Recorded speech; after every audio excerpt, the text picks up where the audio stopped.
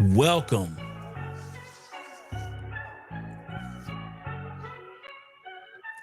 Welcome to the 2023 Closers Olympics. Listen, I am thoroughly excited about what we're getting ready to witness. Listen, this is the fifth round of the qualifiers.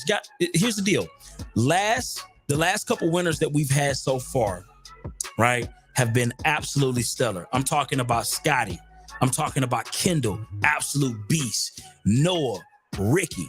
And today we will find out who the fifth winner will be, who will be participating in the day one open run on the main event, July 28th, 29th, and the 30th. Don't forget, I am going to be giving away something extremely special today. Listen, we got some free tickets that we're going to be giving away. So you definitely want to make sure that you are participating, you are sharing this event out. Listen, we need some folk to do the most. We need some folks to do the absolute most today. Share the event. Listen, share it to anybody that you feel like want to be in the real estate space, even if they don't want to be in the real estate space, but they want to understand how to close more deals. Share it to these people. Okay? That's all we asking for. That's all we asking for. Listen, we got a phenomenal panel of judges. We got my guy, Nick. Listen, he's closed over 700 plus deals, over 700 plus real estate deals, owner of 7 different business, serial entrepreneur, speaker, sales training. Listen, all of the things. So that's just one of the judges. We got my guy, Blue Notes Brandon, real estate entrepreneur since 2017, 300 plus real estate transactions, vertically integrated in the real estate space, okay? And also has SaaS companies, talent sourcing companies, sponsored by God, now teaching thousands of people how to make money in real estate. Also, my guy, Liam, I Speed the Lead, the CMO of I Speed the Lead, okay? Made hundreds of thousands of cold calls. I mean, this guy's a fucking closer, 100%. These are the judges. These are just the judges. And we got a wonderful panel of excellent, extremely talented individuals that's going to be closing, hitting the phones like pit bulls. So it's nothing else for me to say. I'm ready to bring up some of these rules. We want to talk about some of the rules, what's going to be taking place today. Liam is going to be giving us that valuable information in just a few seconds. But listen, if you've already shared this event, if you've already just taken action at the speed of direction so far, put a number 1 in the chat. All of my people who have taken action and have shared this event out, put a number 1 in the chat. I want to see who you are. I want to see who you are. Put a number 1 in the chat because it's time to.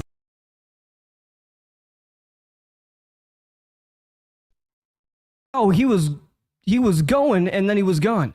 I don't know what happened. We lost him on the back end, but we're just going to keep this rolling, guys. I'm picking up right where Mr. Byron left off until he can come back here. So without further ado, I'm going to introduce the one and only Mr. Nick Luavano. I'm popping him up here. What's going on, baby? How you doing? What's going on, Liam? How we doing today? I'm doing well, man. I'm excited to have you as one of the judges because people don't know that you're somebody who beat RJ Bates. Tell us about that. Well, first off, for everybody who's tuning in, you were in store for a treat because I actually did a little bit of digging on a couple of the contestants. So not only will you be educated, but definitely entertained. And probably one of the few guys to beat RJ, going one for call for call. So, and he was the winner, I believe, of last year's Closers Olympics. Been in, I think, all 3 years. So, for us to be able to have this platform, to be able to, share with people, not just how to close deals, but to see that live this year and for a treat today if you're on today.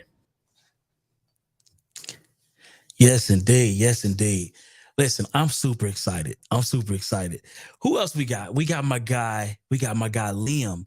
Liam, can you give us a little bit of who you are, Why are you excited today? And also, let's break down these rules. Can we do that? Absolutely. So the first thing about who I am, I'm a closer, man. I made hundreds of thousands of cold calls. I've got a really large community too, where we just do dials all day long. It's my favorite thing in the world. Other than that, I'm the chief sales officer and chief marketing officer for iSpeed to Lead. We did something like $4.5 million in revenue our first 12 months. So I know how to build big businesses. I know how to close deals. It's my passion. It's what I love. And for the rules for this event, they're simple. If on the back end, you guys can bring up what the scorecard looks like, what we're doing as judges is giving each of these closers a 30-minute time frame. In that time frame, the first pickup they get, timer starts, and it doesn't stop for anything. What goes on then is the judges will be giving them a score on each of these items. First off, we got rapport. Rapport is simple. How well are you building a relationship with the seller? Are you being credible to them? Are you telling third-party stories? Are you getting them to listen to them and build a connection where you're likable, you're trustworthy, and they want to do a deal with you? Next up is the negotiations. There's going to be give and take. How well do you do that? Then is the creative option. I know we got all you sub 2 guys in here in the back. We got Jen here today representing sub 2 too. So you guys are going to be here to watch this one. This is because we need closers that have a wide tool belt. You can't just have one thing you go to every single time. So we want to see people flex their ability to pitch creative. Now, creative can be anything under that belt that isn't a normal cash deal. So if you're going to be going for a novation, we're going to consider that creative.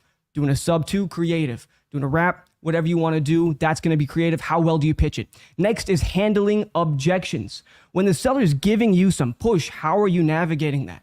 Are you falling to the wayside and letting them run you over? What is your way of, or your strategy for handling those objections? They're going to happen, and this is a big one. This is where people make it or break it. Then is identifying pain. Motivation is going to be the single most important thing in getting somebody to do a deal. If you are getting somebody to laugh or getting somebody to cry based upon their situation, you are so much more likely to get a deal done. So being able to truly identify what that pain is so important to understanding if we have a deal. Then for the verbal agreement, this is if you get that verbal, yes, I want to get this deal done at this price. Then the last two are the signed contract and net ROI. You don't get any points for net ROI unless you get a signed contract. And that signed contract, so far in the competition, not a single person has gotten one returned. I love it. I love it. Man, listen, I know we got some phenomenal judges that's going to be joining you. And I know that you can be a little rough, man. I know you could be a little rough, man. So I know that this is going to be a very fair competition, right? And so I'm excited about that. We also have my guy Brandon. This is a good buddy of mine. I've known Brandon for forever. Blue Notes is in the building. What's up? What's up? What's up? Yeah. How you feeling, B? How you feeling? That's the question. I'm great, man. I'm honored to be here, man. I'm really excited. Man, this makes me feel like back in 2017 when I started, man. I got that feeling in me right now. So I'm excited. Indeed. So I know that you've closed, just countless transactions, right? So what are you looking forward to today, specifically from the contestants? Man, to be honest with you, I'm really looking for them to be a little bit creative when it comes down to the objections. I want to see how they handle the objections. I also want to see how can they get as far as creative when it comes down to strategies like lease options, novations, maybe terms. Those things I feel like really are really good nowadays just because of the pandemic and the moratorium and things of that nature. So I'm really looking to see exactly what they can do. How can they think on their feet? And I think that's what's most important when it comes down to the closing, and also seeing how many times you can have options to put out there to get somebody to truly say yes, right? I love it. I love it, love it, love it. Man, well, I'm getting excited. I'm already getting excited. But listen, we got the Closers Olympics video up next. Thank you so much, Brandon, for that. Appreciate and we're going to get straight into this Closers Olympics video so we can check this out because we got a lot of important things to announce. Number one, we got some giveaways. So if you are moving with the spirit of a closer and you're moving at the speed of direction, make sure that you understand that we are watching everybody who is sharing the videos. We're watching the people who are commenting. We're watching the people who are the most engaged. And we have rewards for those people. We have rewards for those people. Yeah, we're feeling real Christmassy today. It's a real Christmas type of vibe. Yes, but do we have the video up next? Do we have the video so we could show people what they can look forward to? What they can look forward to in not very long. Do we have that video? If we don't, that's okay too. Okay. Well, shout out to the people who are participating real quick. Now, I just want to kind of recognize a few people. We got a Bell in the building, Rita in the building. My guy Michael is in the building. Brooks Wright is in the building. Looks like he is rooting for Tyson to win this thing. I love the faith. Matter of fact, if you could do me a favor while we get this video prep, who are you rooting for in the chat right now? I want to see, who do you think is going to win this thing? Who do you believe has the skills to take the crown okay, so we got Jen. I'm seeing Tyson. I'm seeing Jen. Okay. Oh, man, Jen. Oh, my God. They loving Jen. They loving Jen. This is looking like, oh, my, what's going on? Okay. We got the queen closer. Much respect. Tyson and Jen. Okay. All right. Let's go ahead and get this video popping for the 2023 Closed Olympics. When I close, doors open, every key I... This is a competition. Somebody's going home with the top closer title belt. If I did 189, would you have to talk to her, or could you agree to that? All right, let's do 189.9 then. If I gave you 31, will you sign today? Where's our time? So If that's a price we can do, is this something you'd be ready to move forward with today as far as like an agreement in place? On urgency, closing time. Close it. Pick up the Strap in. Everybody get excited. He was good. But this guy's got skills, and his approach is different, and it works so well. I look at rapport not as like, weather sports. That was probably top 5 that I've ever seen. He moved us away. The truth is, I already knew it. I'm so hot, I'm melting up in it like ice. It's the noise talking and backing it up for me, and the consistency. It's something that you're never going to be able to see, I think, replicated anywhere else. It's so much you can learn from this. this is the best training series anybody could ever ask for. Mr. Knox, we're taking care of him, and we're going to spend the money with the family for somebody I don't know, okay? Yeah. On every call, it's sell or be sold. Let's go. Man, I thought that was going to be something. Is that something that you would want to move forward with, though? Yeah. Okay. Anything is possible. There is nothing holding you back. Baby, you won. You won, man. Yeah. What you gonna do? And that's the bottom line. Close it. Hey, close it. Pick up the phone. Close it. Big ass bro. Close it. $1 million deal. Close it. It's all on you. Close it. What you gonna do? Close it. I want the proof. Close it. $1 million. Oh, wow. I'm still jamming. Close it. Pick up the link. Close it. Hit the link and vote for your favorite person. Close them. Hey, listen, we got a link right now. Listen, make sure that you are voting for the person that you believe is going to take this thing. I'm seeing a ton of Tyson. I'm seeing a ton of Jen, right? I can't wait to hear Jen. I've heard a lot of things, right? But I need for you to hit the link. Go ahead and vote for the person that you believe is going to take the challenge today. And here's the deal. We got a special gift. Jen just let me know. We got a special gift.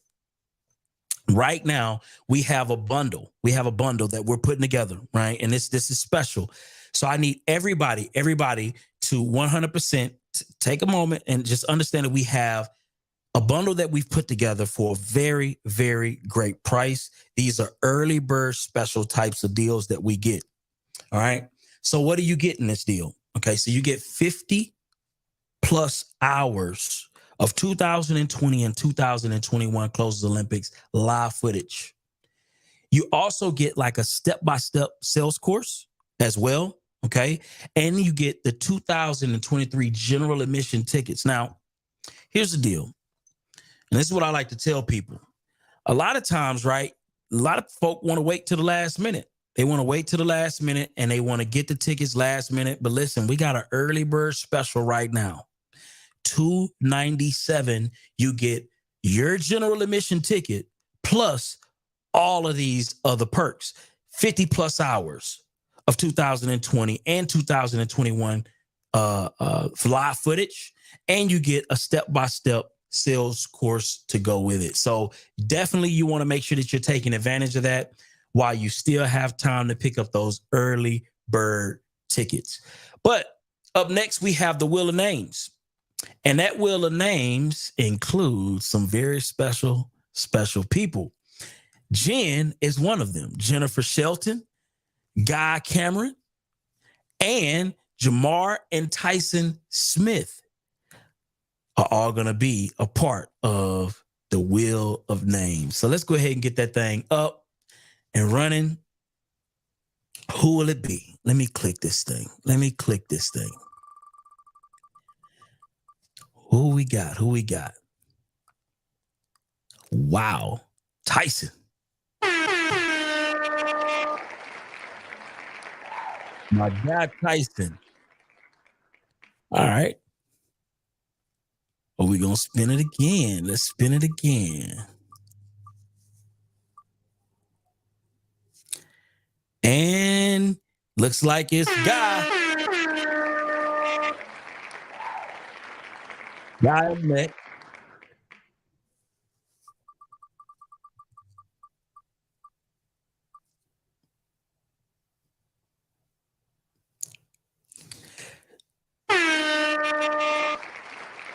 Jen,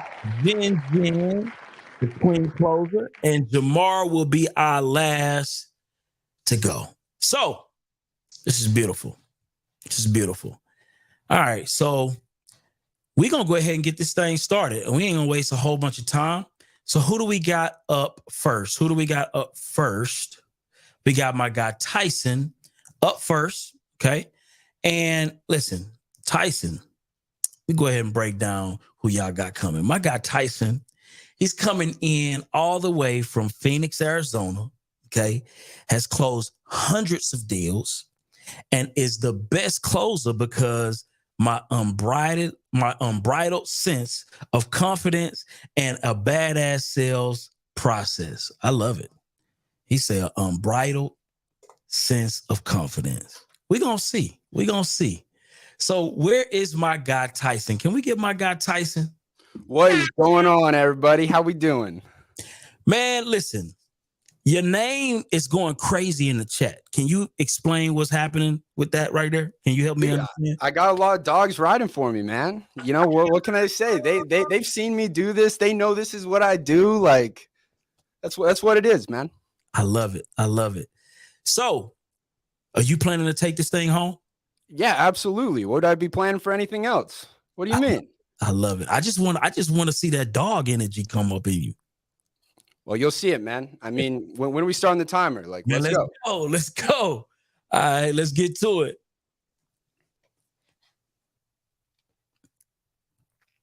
All right. What my judges? What's up? Man, Tyson, we put the poll out. Tyson is up with 20 votes. The second closest is Jen with 12. So Tyson's got 60% of the total votes. Wow. Way ahead. That's crazy. I ain't gonna lie. I'm ready to see what Tyson got going on. Look like he a crowd favorite. You know, Tyson, man, he is killing it on TikTok. You know, sometimes I catch myself scrolling a little bit too much. And every time I do, he is live doing some type of closing challenge, always making dials. Always. And actually, he's the favorite for the former champ, RJ. I think yesterday on the Zoom call, I think RJ had picked him as the favorite to win. So pressure's on, Tyson. We gonna see. We gonna see. Let's get it. I'm ready to take these notes. Right on, boys. Yeah, get the note put out, man. It's gonna be good. Beautiful. And then Tyson, just to remind you, make sure that you mute us so that you can't hear us, but we can still hear you. Right on. All right, am I ready to start going? Yeah, man, start dialing it down. We got the timer ready to rock. All right, cool.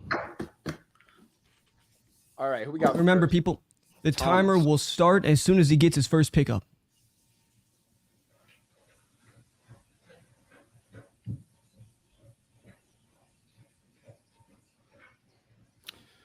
Where is Thomas from?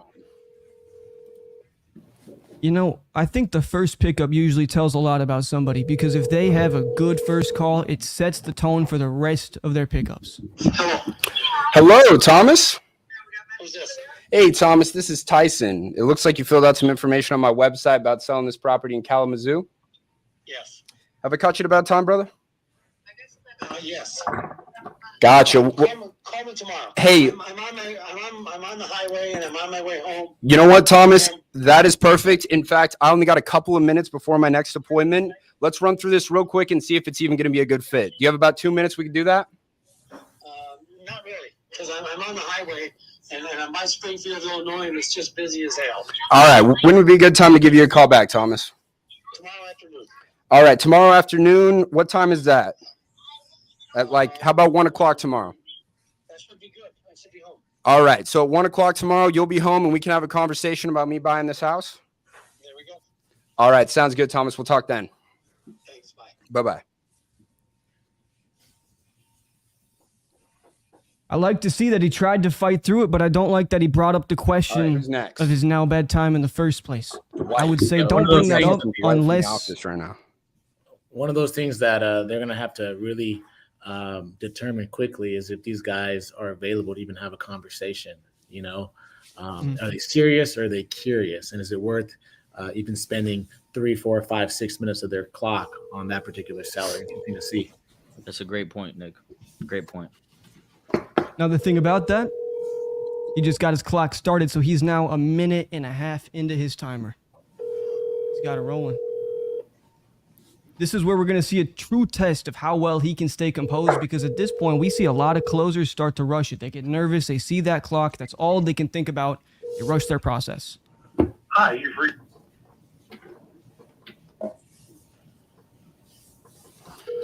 Come on, Dwight. What you got going on, man? His house is in Lynchburg, Virginia. Can't be too much. Jumping straight to that double dial.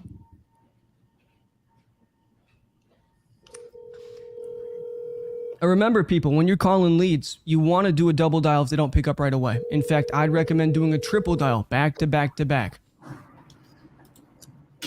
Triple dial all day long. Facts. Sometimes you might have to even change the DID, you know? Hi, you're free. No answer from Dwight. He gets to hold on to that house one day longer. I love the confidence, though. All right, Werner is up next. Werner. Out of Cleveland.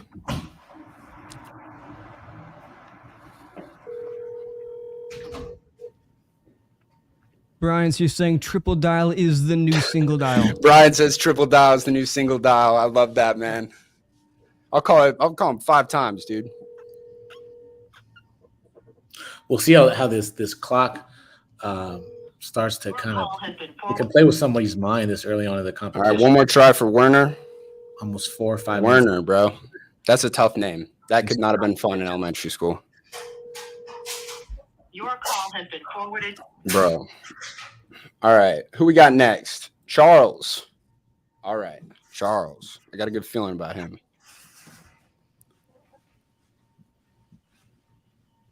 Todd Banks is where the lead's coming from. They're all coming from ispeedtolead.com. Damn, we got Monkey in my TikTok chat. Says he mixes 4 Loco with hot dog water. That's insanity, bro. Don't do that, man. That's ridiculous.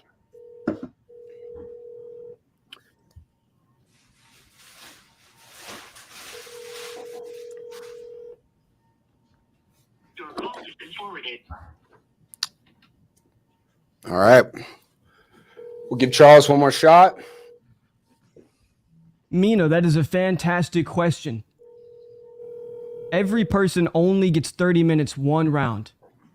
All of the 3 judges' scores are added up, and then their cumulative score is what is rated against the others at the end. Your call has been forwarded. Nothing from Charles. All right. Tanya. Oh, that's what I'm talking about. Tanya. We're in Detroit.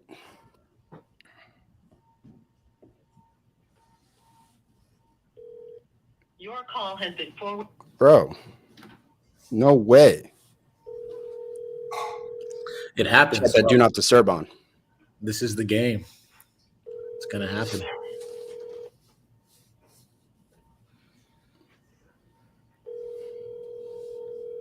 Does the timer stop when there's no one on the phone? No. No. Michael says, what do you use to triple dial? So a triple dial isn't going to be some type of software that you're using. Michael, what do I use to triple dial? My thumbs, dog. Yep. You're putting their phone number in, you're calling them back to back to back. Don't confuse that with a triple line dialer, which you'd be doing for cold calling. All right, we got These John. are hot leads.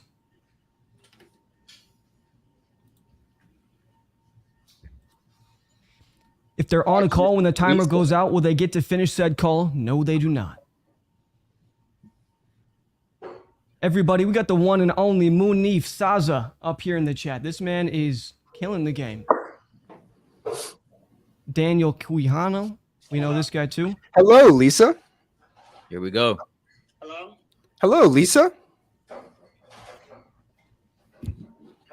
Hello, Lisa. Yeah, you really low. I can't hear you. Oh, gosh. Let's see. I'm speaking right in the camera. Is this any better? Let me turn it on. Hello? Hello? Okay, I got it on speakers. All right. Can you hear me all right, Lisa? Yeah, I can. All right. Lisa, my name's Tyson. The reason I'm giving you a call is it looks like you filled out some information on my website about selling this property over on Ridgedale Avenue. Yes. Have I caught you at a bad time? No. Excellent. Well, it's what I'd like to do is take about 5 minutes to ask you some more questions about the property. And at the end of the call, one of two things will happen. One, it fits my company's buy box and we're going to have a cash offer for you. Or two, it doesn't fit our buying criteria and I'll be able to give you some other options that'll better fit your needs. Does that sound fair? I'm okay. Come on. All right. Well, hey, listen, Lisa, while I'm getting the property pulled up, can you catch me up to speed? What's got you looking to sell this place? I've been here for 26 years. 26 years. And you've decided it's time to move? Yeah, when our police department got sued, I moved out here. I got a deaf child. Yeah. So I moved this home because it was all elderly people. A lot of them that passed away left the homes to their kids and grandkids, and it's just not how it was when I first moved out here. It's a couple of us still original here, about maybe 7 homes. But most of the people that passed away and left it to their kids or grandkids and things of that nature. Okay. Yeah.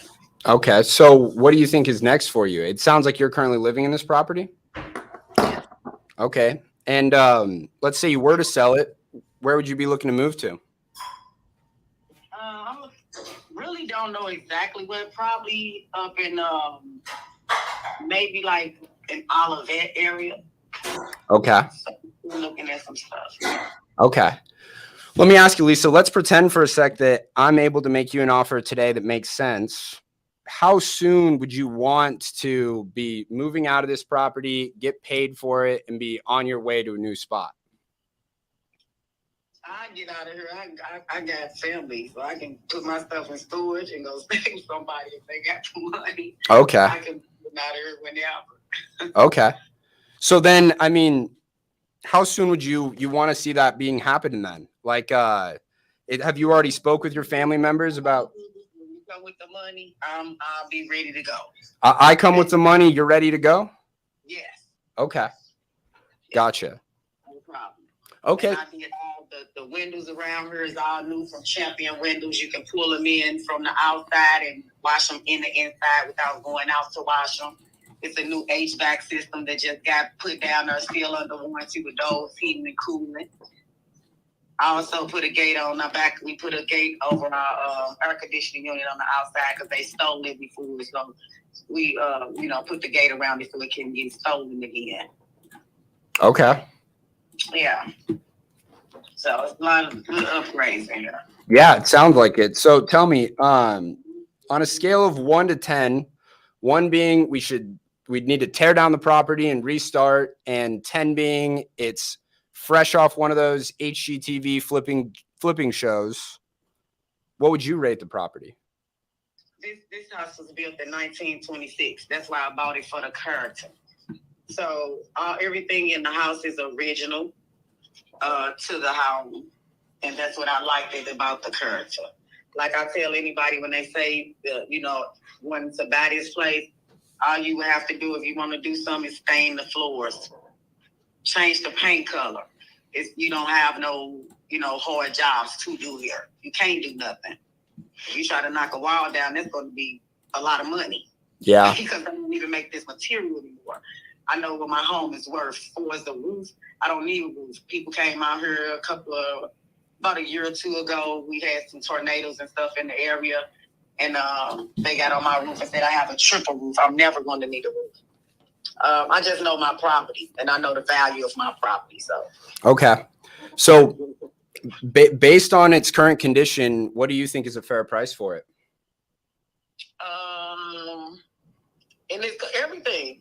I mean, the money, because ain't nothing wrong with my house. It ain't falling, ain't dwelling, ain't nothing messed up, plumbing, nothing. So why would I go even less? I want at least close to that 110. I got one man that gave me 110 and waiting on him supposedly to call back, but he was okay with the 110.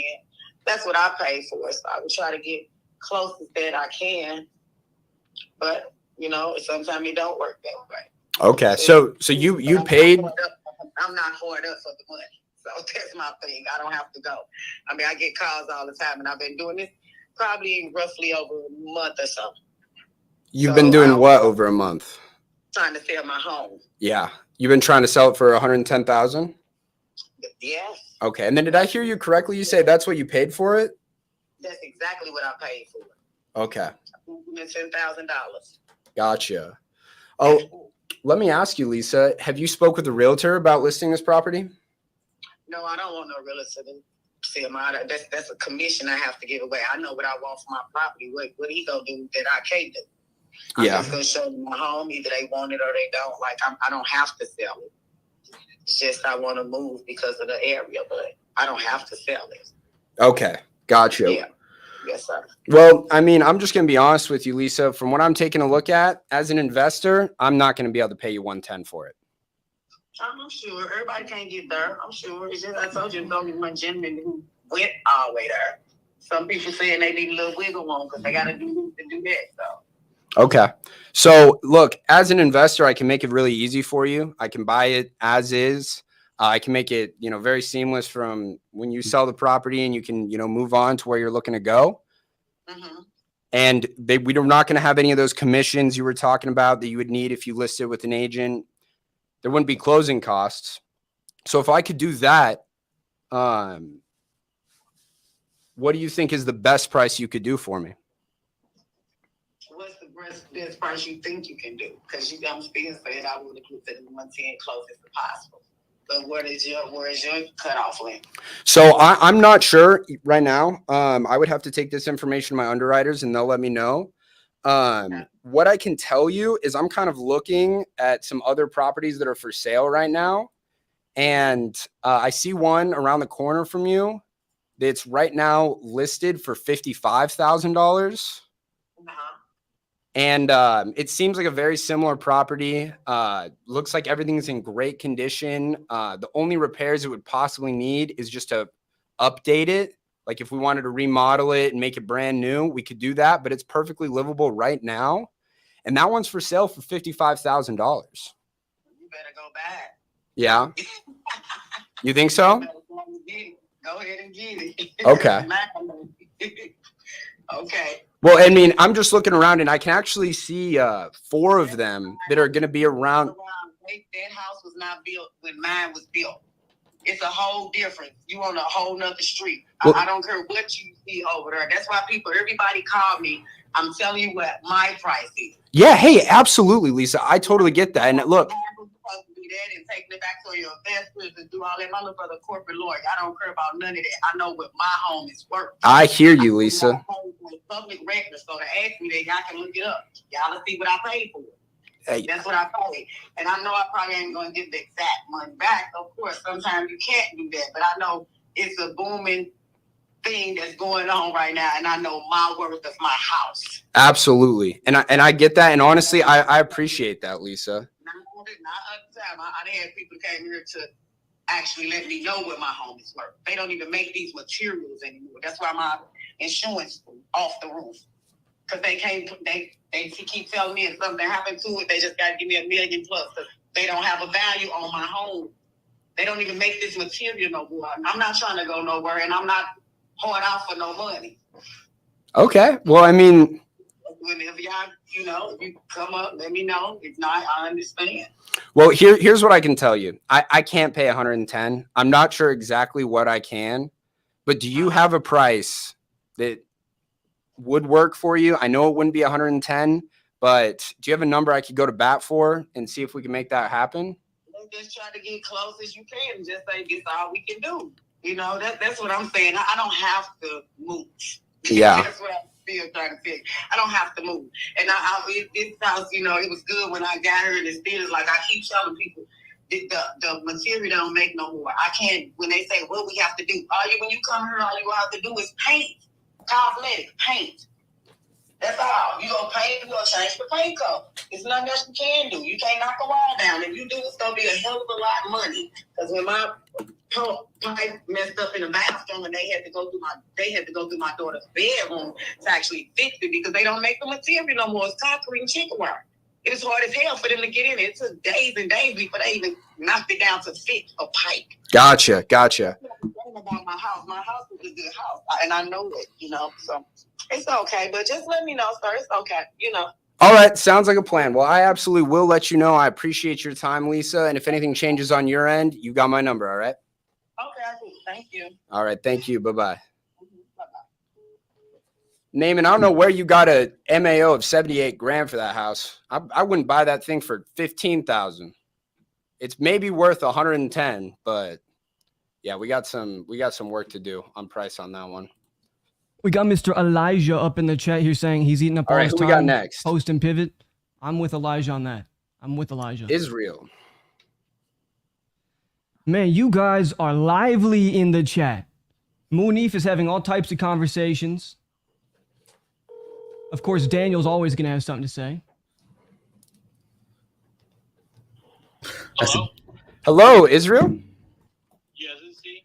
Hey, Israel, this is Tyson. I was just giving you a quick call because it looks like you filled out some information on my website about selling this property in San Antonio. Yes, sir. Have I caught you at a bad time? I'm actually on the road right now. I'll be home in about an hour. Okay, hey, perfect. Listen, Antonio, I just got a couple of minutes before my next appointment. Do you have about 1 or 2 minutes we could talk and just make sure we'd be a good fit? And then if we are, we'll go ahead and set up a call in an hour. Sure. Awesome. Well, hey, look, I'm getting the property pulled up on my end right now. While I am, real quick, can you just catch me up to speed on what's got you looking to sell this place? Just looking to get out of town. I want a little bit more land. Yeah. And how soon are you looking to do that? As soon as possible. As soon as possible? Yes. Okay. Can you tell me real quick about the condition of the property? I mean, it's in good condition. We bought it 3 years ago. We've done some updates to it. Kitchen, quartz countertops, island, opened up some walls. We did the restroom. Redid the flooring, moved some stuff around. It's actually got 2 homes on the property. It's got 2 homes? 2 homes. The front house which is what pulls up when you pull up like the demographics or whatever. And so that's 1643. But the back house, it's a 3-bedroom, 1 bath. And the back house is 1,380 square foot. Okay. And how's the condition in the back house? The back house could use an exterior redo because it's just like hardy board. But the interior, brand new flooring. The walls are good. Doors, the inside is pretty good. Okay. So it sounds like you're wanting to sell both of the properties. Yeah, I mean they're both on the same parcel. Of land. Yeah. Yes, sir. Okay. And how much are you looking to get for them? We're just starting, so we have Orchard coming out on Monday. And I mean their preliminary offer just based on what they're getting online was $326. But like I said, that's just based on the front house. I mean I'm looking somewhere around 375 if we could push it that way. Where we are. Okay. That's the same thing I told them when they come out. I'm like, look, like y'all are going just based on the front. I'm like, so realistically, I'm looking like north of 375, closer to 4. Okay. Because they swear that they have realistic market value, blah blah. They're not trying to lowball. So I'm like, okay, so realistically, we're looking 375 for. 375 for. Understood. So you said that you want to have this sold as soon as possible, correct? Yes. All right. So does that mean like if I was able to get close to that number you're talking about, 375, 400, is this something you'd want to close in like 2 weeks or close in like a month? I mean, if it's closer to 400, we could probably do the 2 weeks to 21 days. Like I'll go home and tell my wife, and then we'll meet with you guys through Zoom or whatever, and then get her done. Okay. Sounds good. So just to confirm, if I am able to get close to that number, is this something you'd be willing to move forward with today? I got to run that by my wife, but yeah, I mean, that's something we've been talking about. What do you think your wife would say? If it's 4, she'd probably say yeah. Probably? Probably say yeah. Yeah. All right. All right. Well, what I'll do then is let me take this information over to our underwriters, and I will give you a call back, and I'll let you know exactly where our offer would be. All right? Thank you. Thank you. Bye-bye. Waste. It was a good call. All right, I we want to got wait what? too much for that. 8.5 minutes left, bro. That's time for a contract. I'm That's liking time that for a he's staying confident with it. What we got Liking here? that he's I staying confident agree with one? you. Is this Gallatin or Galentine? I know I've looked this up before, but I don't remember. Gallatin? Galatine? Got to be Gallatin. These guys are going to have to adjust. They're going to have to adjust and recognize serious, curious, quickly. Sounds like the last two sellers that he had just weren't even in the same ballpark. They were out down the street. Yeah. Please leave your message for. I think the biggest thing, right, is understanding your seller avatar. And if you don't really have that, it's difficult for you to, Please stay leave on your the phone with message somebody. Damn it. 100%. What type of avatar do you use? Because I come from the Sandler sales method where we use disc Oh, scores. we got my What do you boy do? Ronald. That's what I'm talking Yeah, about. 100%. So I actually use what's called TOOM, which is timeline, ownership, occupancy, motivation. So I'm trying to find out how soon they want to sell, what's going on with the occupancy. Am I talking to the correct person and all the parties? And then what is their why? The house and the reason. That's all byproducts, right? I need to know why they want the money because that's what they really want to sell the house for. Hi, you reached your own cell phone, sir. Landon asked, that counted as a close? No, that has not counted as a close. A close is signed contract returned. I think there's going to be a little bit of, for all the other contestants that are getting ready to ramp into this thing. You can learn a little bit. I think there's going to be a little advantage Bro. through the wheel. Somebody in TikTok chat said I look like a magician, like somebody who does magic shows. Like P.T. Barnum or like David Copperfield? All right, who we got? Jimmy. Topeka. See, I'm liking the advice that Daniel's putting in the comments. This one here, that intro's heard every call he's had. Hey, it's not meeting. Hey, Jimmy. Yes. Hey, Jimmy, this is Tyson. I was just giving you a quick call because it looks like you filled out some information on my website about selling this property on Mission Avenue. Yeah. Have I caught you at a bad time, bro? No.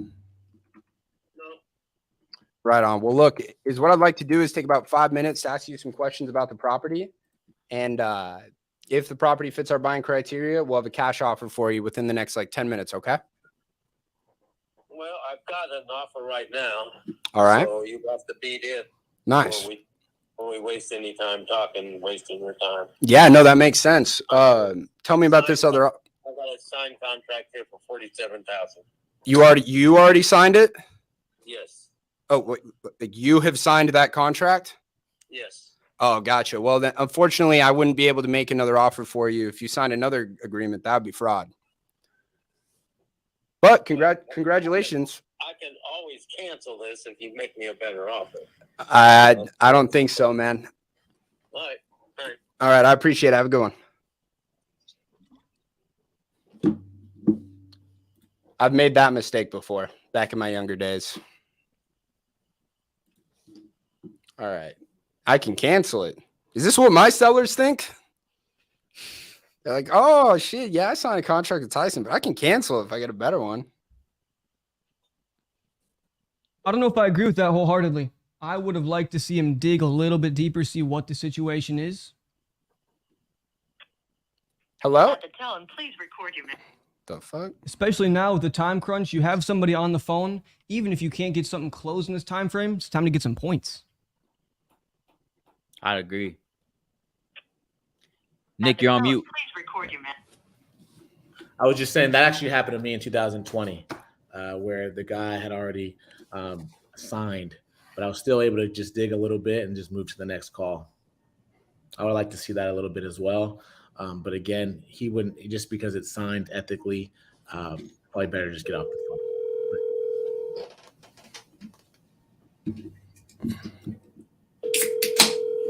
So Dalton, on the back end, us judges are scoring on a bunch of different criteria. You'll see our scores in just a little bit here for each of the criteria.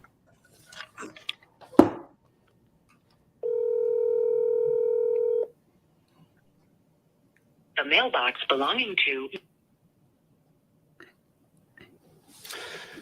Come on, Bill. In Tyler, Texas. What do we got? We only got one more lead.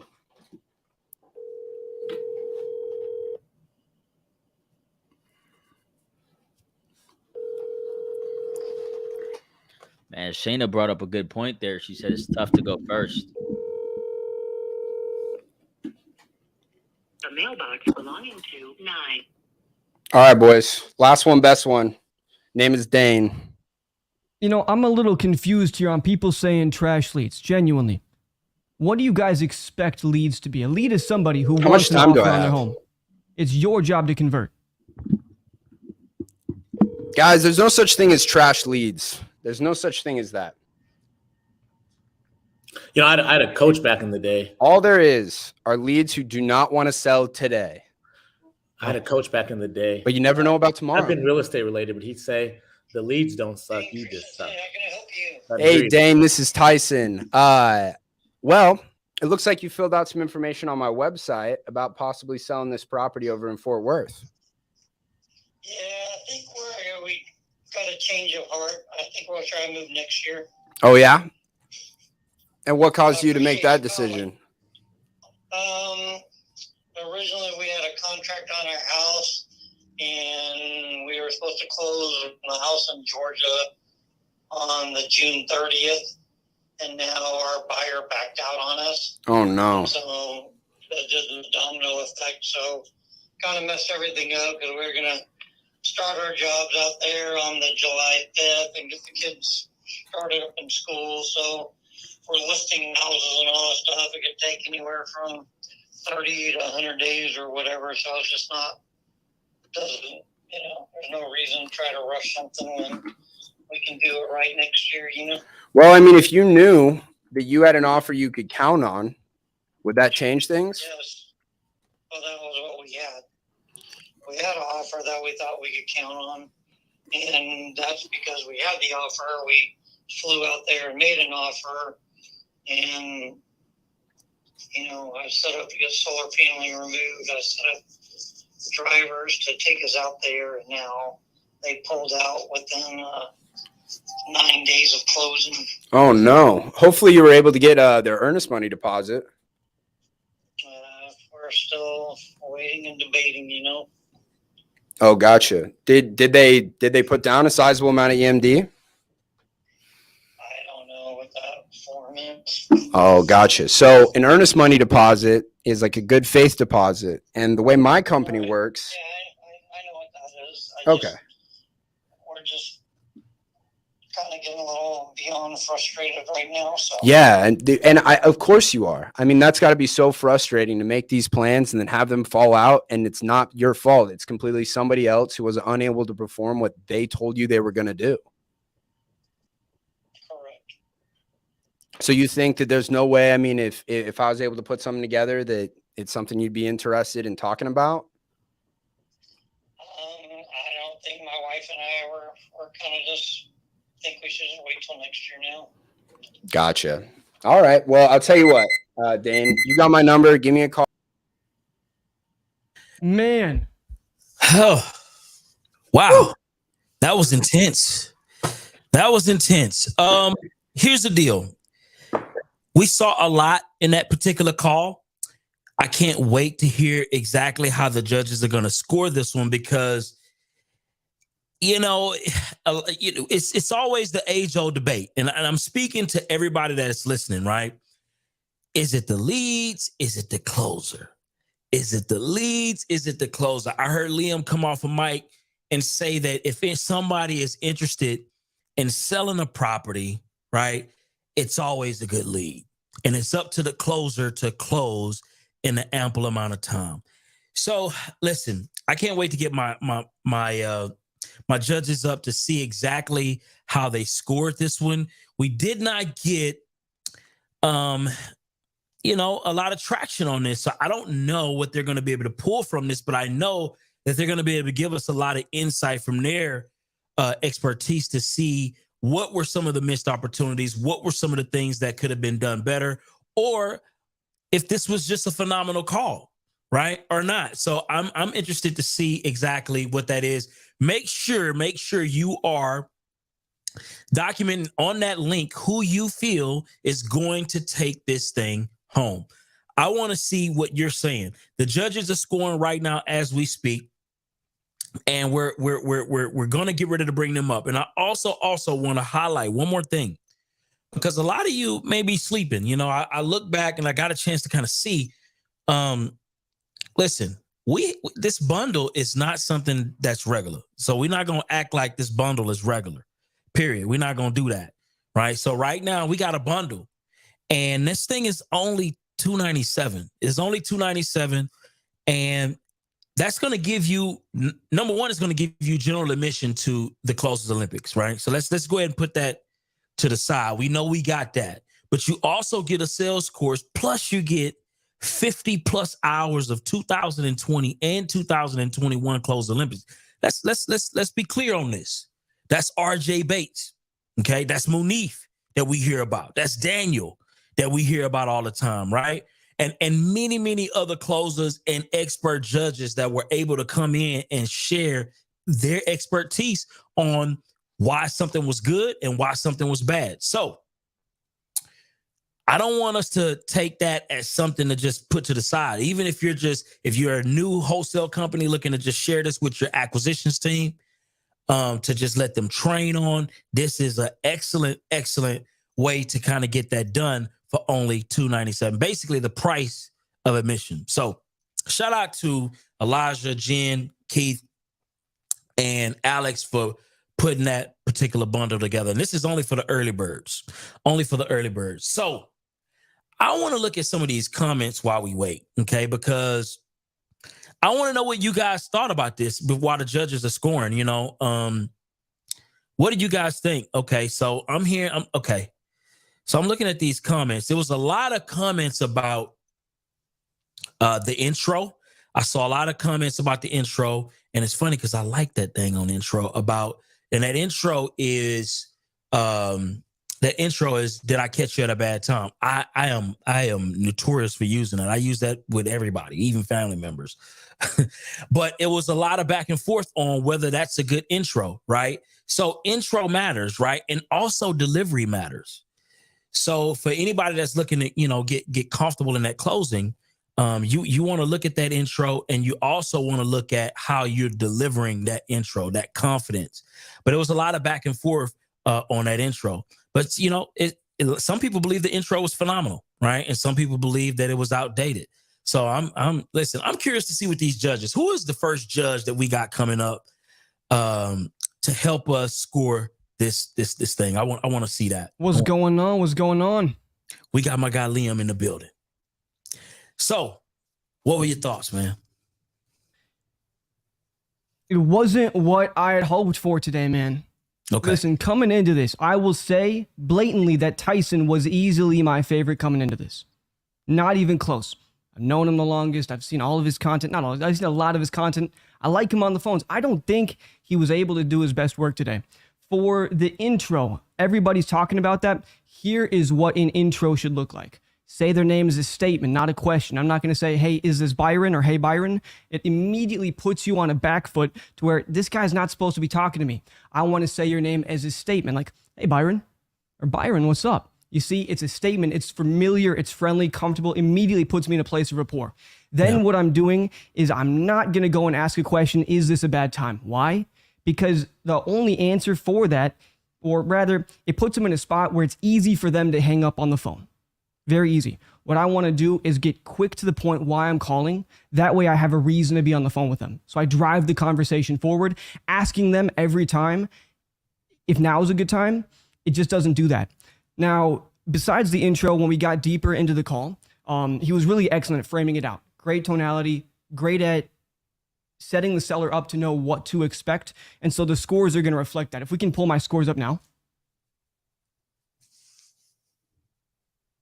So you can see for rapport, I gave him a 3. I wanted to see some third-party storytelling. Negotiations were a 4, that he's not giving up on those. That was just he did well for what he had to work with. Creative option, he touched on it, wasn't super in-depth. Handling objections, he was relentless on those. For identifying pain, that one, he could have done a little bit more and dug, I call it peeling the layers of the onion back. Just couldn't get there. And of course, there was no verbal agreement, no signed contract, and then no net ROI. Well, I think that's a fair assessment. I think that's a very fair assessment, Liam. And to be honest with you, that's a little higher than I thought that you were going to give him. So obviously he was able to rack up a few points there. But we'll see what the next judge says next. We got my guy Brandon coming up. So Brandon, what's up? What's going on? Not much, man. So listen, I like Tyson a lot. I judged him accordingly as well. What I liked about him is that he did do very well on setting up the expectations. So he's letting the seller know, hey, listen, this is what we're looking to accomplish. I'm either a good fit or I'm not. I think that you have to make sure that you're looking at your seller avatar and you're not wasting your time. With negotiations, what I can say is that I feel like he could have did a little bit more on building some more leverage, right? It's very hard for you to obviously combat some of the objections when you don't have leverage as far as the condition of the property. And I never really, heard him talk about the condition of the property, try to use that as a leverage when it comes down to negotiating. So I give him a 4 on rapport. I think he did pretty well on that. Negotiations, like I said, I didn't see like any type of, leverage being built, especially maybe using other landmarks or being able to go ahead and use other comps in the area a little bit better. Handling objections, I think he did pretty good as well. So I gave him a 4. Identifying pain points, I feel like he could have did better. I was giving him a 4 because I think that on some calls he did better than other ones. But I think that you have to understand that the house and all these good things are really just byproducts, right? You really need to find out what is their why, what is hurting them right now. So I ended up giving him a 15 overall. Well, listen, that was actually a decent score. That was a very, very decent score. Thank you so much for that, Brandon. And we're going to get my guy Nick up next to let us know what his thoughts were. Nick, man, what are you thinking, bro? Tyson. And actually, Tyson, I think it was Jen.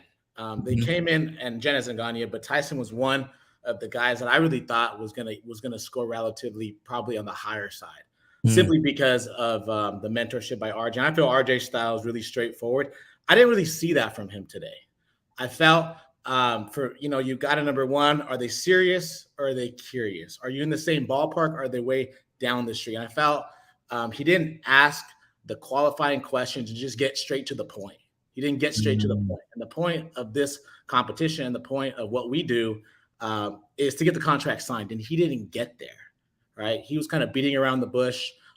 with things that didn't necessarily matter, asking why do you want to sell, not necessarily giving him an offer, giving an offer, giving a range, giving a ballpark, or just letting him know, hey, we're not going to do business. Let me get to the next call. So I didn't really see that today, and the score will reflect. Okay, let's look at the scorecard. Wow. Okay. So you want to break this down, Nick? So I felt, on the phone, rapport building, being able to connect, being able to have a lengthy conversation. He was damn near almost perfect. So I scored it a 4.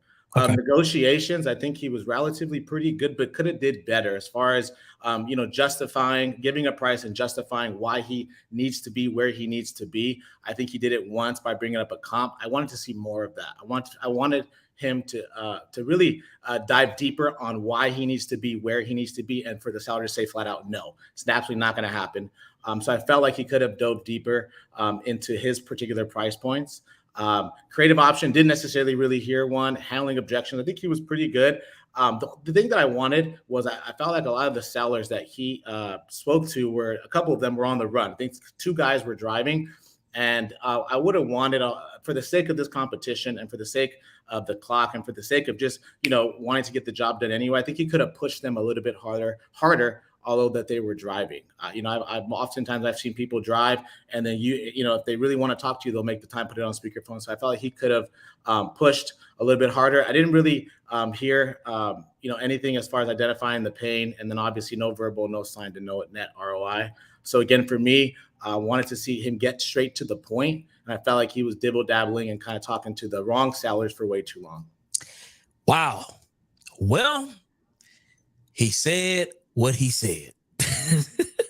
Shout out to you, Nick. Appreciate that. That was a very, very insightful. And listen, I hope you guys in the comments are paying attention to the things that our expert judges are saying. There was a lot of good gems that Nick gave us just now, right? So you need to be taking pen and pad and really, really remembering this stuff. So he has a total of 41 points. Tyson, my guy, what's your thoughts, man? You're on mute. We got to get you on. I feel like I did the best with what I had. I see a lot of what the judges are saying about maybe the creative options that maybe I could have gone into.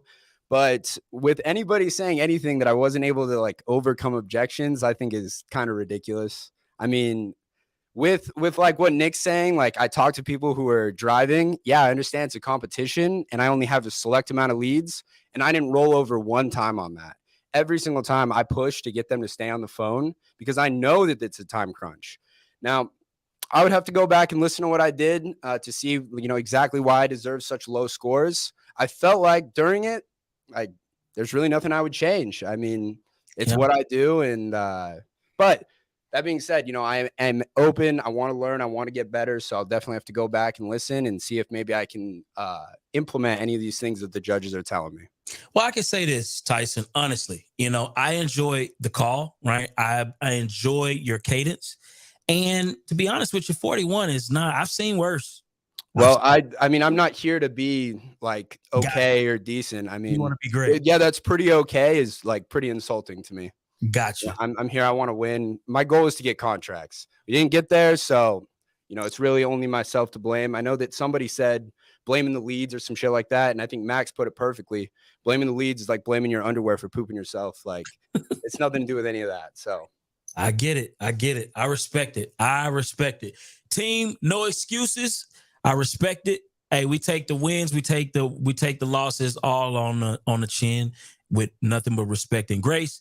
And I appreciate you, Tyson. Appreciate you. And I enjoy watching that call. We got my guy Carmona up next. Yes, indeed. My guy Carmona, Anthony Guy Carmona, is from LA, right? I was actually born in California, West Coast stand up. He's closed over 50 plus deals and is the best closer. And I take the time to listen to my clients, is what he says. Needs to work. He takes the time to work, to listen to his clients, right? And needs work tirelessly, right? To find out the best solution for his people. So we're going to witness if all of this is true. but he's closed over 50 plus deals. That is not something to scoff at. Yes, sir. What up? It's time. Let's go. Hey, man, you ready to take this home?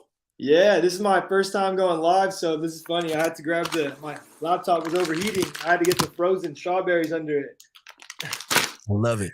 Man, I'm ready to get the judges up here, ready to get this clock started so we can get you closing some deals. How about that? Yeah, let's go. I got bills to pay and clients to serve, right?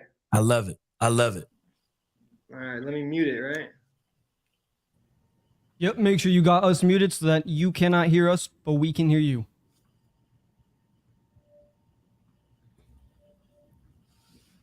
Wait, no, there it is. All right, we're good. Beautiful.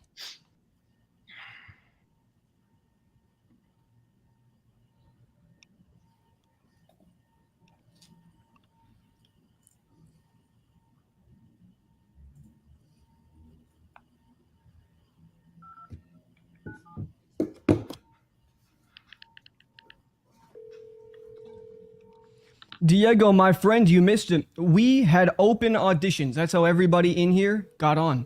We had 2 rounds for open auditions. They were multiple months. Unfortunately, you just, you missed it.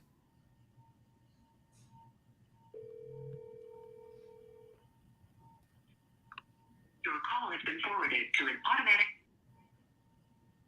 I like that he's got the frozen strawberries down there. He's got to make sure that his equipment is in good condition. He also has the right hat on too, like that hat. Hello, Elizer? Yeah. Hey, Elizer, this is Guy. I'm calling in regards to your 99 North Elm Street property. Yeah. Okay, is now a good time to talk? Absolutely. Awesome. So as I'm pulling it up here, what is the story with this one? I bought it by mistake, guy. Oh, and man. so I'm just trying to get rid of it. I thought I was buying a tax lien certificate on the property. No way. Yeah, then wound up that shit. I wound up buying it. And I live in California, man. So, That's funny. Me too. yeah, so it was a big old mess, man. Big one. Okay, so you were trying to get it from like one of those tax liens deals, and it ended up being kind of a little more than you bit off a little more than you could chew. Exactly, bro. Don't tell nobody, though. I won't. All right, so let's see. How much did you buy it for? I paid $4,200 for it, guy. Mm-hmm. Man. Okay. And it still needs all the work, right? What happened to it? Do you know what happened to it? Yeah, I think it got burnt inside. Yeah. So it has some fire damage. So, I mean, tell me if I'm wrong, but it's pretty much just land value we're talking about, right? Yeah. No walls are able to save? I don't know because I haven't seen the property, man. I just don't know. Okay. So you have no pictures, you never seen it, you just try to do one of those tax deals, and how are you planning to make like a profit off of it is what I'm trying to say. Well, what I was gonna do, I thought it was, a good property from where it looked, and I was gonna turn around and, sell it again. Yeah, I got you. Man, how long has it been since you've owned it? Or how long have you owned it for? Excuse me. Huh? I was just gonna ask how long have you owned it for, but I said that weird. Since August of last year. Okay. All right. So a little bit about me. I'm an investor. I'm also from California. I'm from Los Angeles. So, I do buy a lot of out of state real estate. That's kind of my bread and butter. That's how I pay the bills. For this one right here, I don't know too much about. However, I have partners in this area who could be willing to help me tackle a project like this. With that being said, if I could take it off your hands for, a quick cash sale, what price were you hoping to get? Man, at this point, I'll take $3K if I can. Yeah. That too much?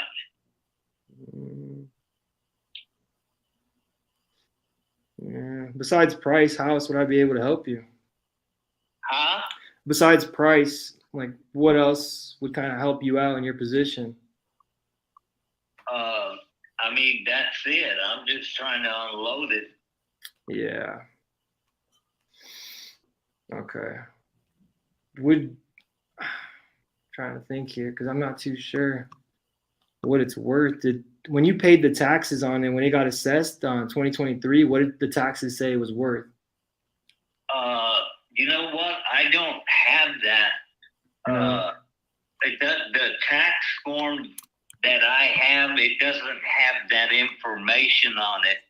But I did go online, and the value is high 108K, and low it was 50K. But I don't know if that's accurate or not, Guy. Yeah, that's a big difference. I don't know either. Okay.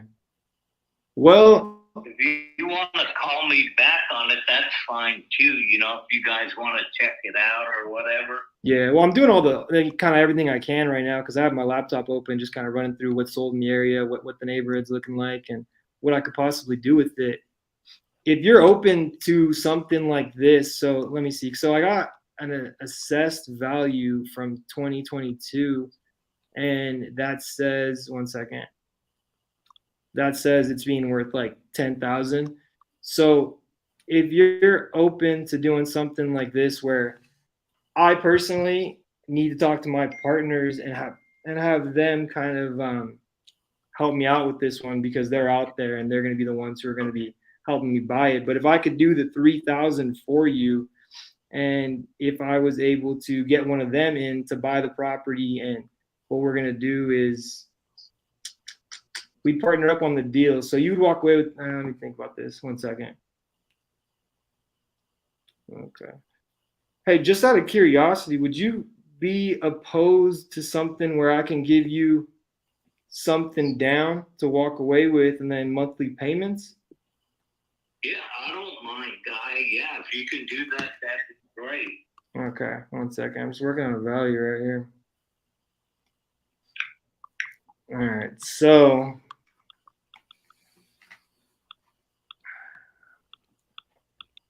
all right. Because if I were to buy it myself and have one of my partners step in to help me out, I don't think you're gonna like my offer. What's the offer? Yeah. Okay. So how bad of a position would I put you in if I was able to, come in, do a quick cash sale for you, but I need to be around like $1,000? Yeah, that'll work. Yeah. At this point, yeah, I just need to get rid of it. It's become a big headache. Yeah, I got you. All right. Well, yeah, I mean, I can make it work at that price for you. I think that it's safe to say that we got a deal. Right now, I'm checking out the online. It says the owner name is an investment LLC. Is that correct? No, it's in my name. Okay. Let me fix that then. Okay. And sorry about that. One second.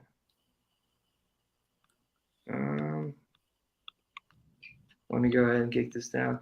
Okay, so right now, what is the best email? We just muted him so that we don't get these emails out in the open for everybody. How you guys feel about this call, man? I feel like this might be the biggest laydown deal of all time. This is crazy. I think this was a gimme, man. Hey, but you know what? It happens. You're in the game for long enough, and it happens. You get blessed. Yeah, it's true.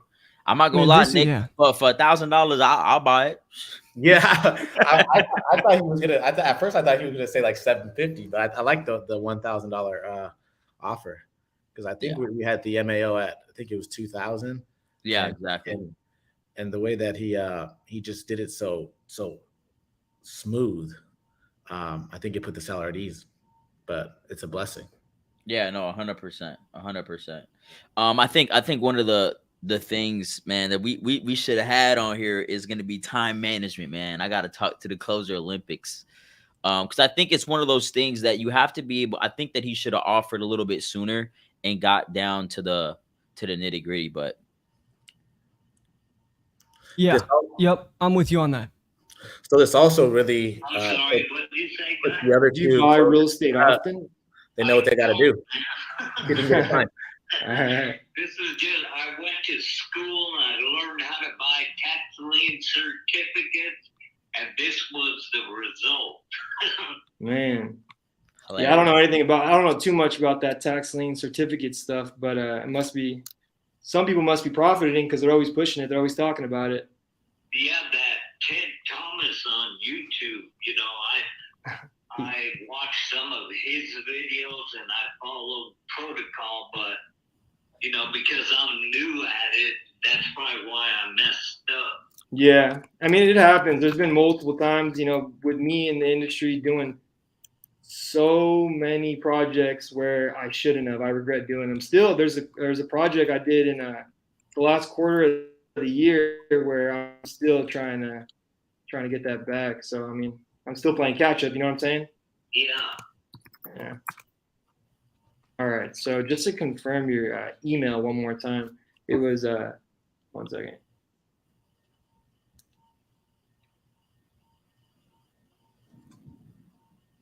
Yo, he's just got to. Why is the contract not in this guy's hands yet? He got that email 5 minutes ago. Perfect. He's at the finish line. Yeah, he's about to cross. He's about to cross the finish line. You said you bought this last August, right? Yeah, about that time. That I'm not. It's around that area, guy. Mm-hmm. August, I think, of last year. Yeah. All right. Because maybe the title's not showing yet under your name, but we'll figure it out. I have the paperwork. Okay, good. that I got from the. Hey, keep right there. We'll figure it out. Yeah, I just didn't want to step on any toes. You know what I mean? No, you're not. Go ahead. You got my permission. All right. Hey, by chance, do you have any other property that you might be looking to sell? No, I don't. What's this Guy, one? not right now. Yeah. If you tell me what you're looking for, I'll drive around here in Seaside, see if I can help you. Oh yeah, let's do it. I'll definitely pay you a referral fee. Yeah. Okay, so after we get through with this, let me know what you're looking for, man. I'll pay. I'm looking for the ugliest house on the nicest block. Okay. kind of something like this is right up my alley. Right? All right. Okay, and if you could. I'll drive around here, take pictures of the property, and just send them to you.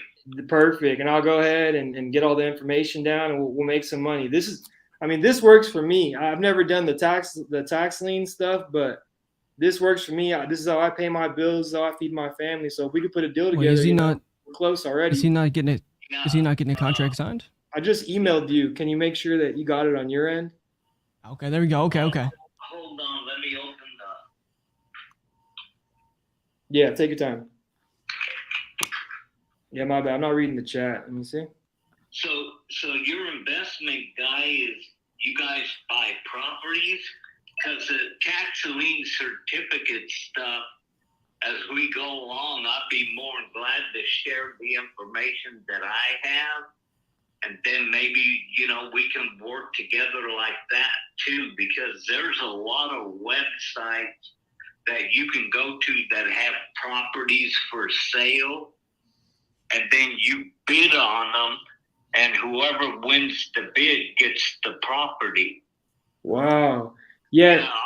I don't know. Go ahead. Yeah, I can show you how to do all that, guy, and I'd be glad to do it. Hey, and same with me. I could show you everything that I know about this like kind of buying and selling real estate.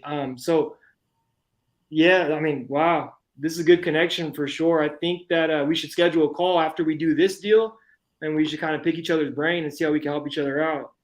Sounds good, guy. I'm totally in for that. Cool. Did you get my email? Let me see here. I gotta log this thing up. connect to the internet. I just got into a motel here in Seaside, so I'm loading everything off the car. Nice. Stay in a hotel for the weekend. They say coffee. Not for the is the weekend, closure. man. It's just I got into a situation and they kicked me out of my house, and so I'm having to live on the street until I comply with what the court is requiring me to do, so I can go back to my home. Yeah. All right. Well, I mean, I'm sorry to hear that, man. I really, yeah, I'm really sorry to hear that. You know, you must be feeling a lot right now. It feels like a lot. The weight of the world's on your shoulders, but you know, we gotta keep moving forward. You're right, guy. Let God handle all things above us. Exactly. I agree, and I do believe in God, man. I just believe that this situation right now is just, you know, to help me to grow in Him and to trust Him and understand in greater depth how He works in our lives. Yeah. All right. So. It's loading up right now, guy. Okay, cool. Once you get it on your end, it's like 3 clicks. Have you ever done like a DocuSign? Oh, yeah. Okay, perfect. Yeah. So it's just like that, 3 clicks, and then I get it back on my end saying, hey, I received it. Okay. Well, I'll tell you, can I just go in there and load this thing up? It's taking its time. I don't know about LA, but over here on this side of California, the internet is horrible. Yeah. It takes forever, man. Yeah, I got you. Okay. Typically I want to, like, you know, in case you had any questions, I'd want to just like open it up with you and then go over it real quick so we can get the process started, maybe even today. Okay, it's loading up right now. Let's see what happens. Okay. Yeah, if it doesn't load like in a minute, then like. Yeah, I've done this before, man, and whenever you're really involved in trying to do business, this stuff. Yeah, that's the truth. But I mean, I'm patient. You know, if you want to, if it doesn't load like in a minute or two, then you know, I'll get off the phone. So maybe that kind of helps you out, and then look at it, and then once I get it back on my end, I'll give you a call or a text. Okay. Does that sound better? Yeah, that sounds good, man. Let me get this thing is going slow, and I don't want to waste your time. Yeah. Well, no, it's fine. I mean, I'm comfortable walking you through it. You know, we could wait a couple minutes if it's gonna load. Okay, let me. Yeah, it's gonna come on. All right. Yeah, I mean. Do not get off this phone until that bad boy is Yeah, sunk. technology. It's supposed to make life easier, right? Telling you, man.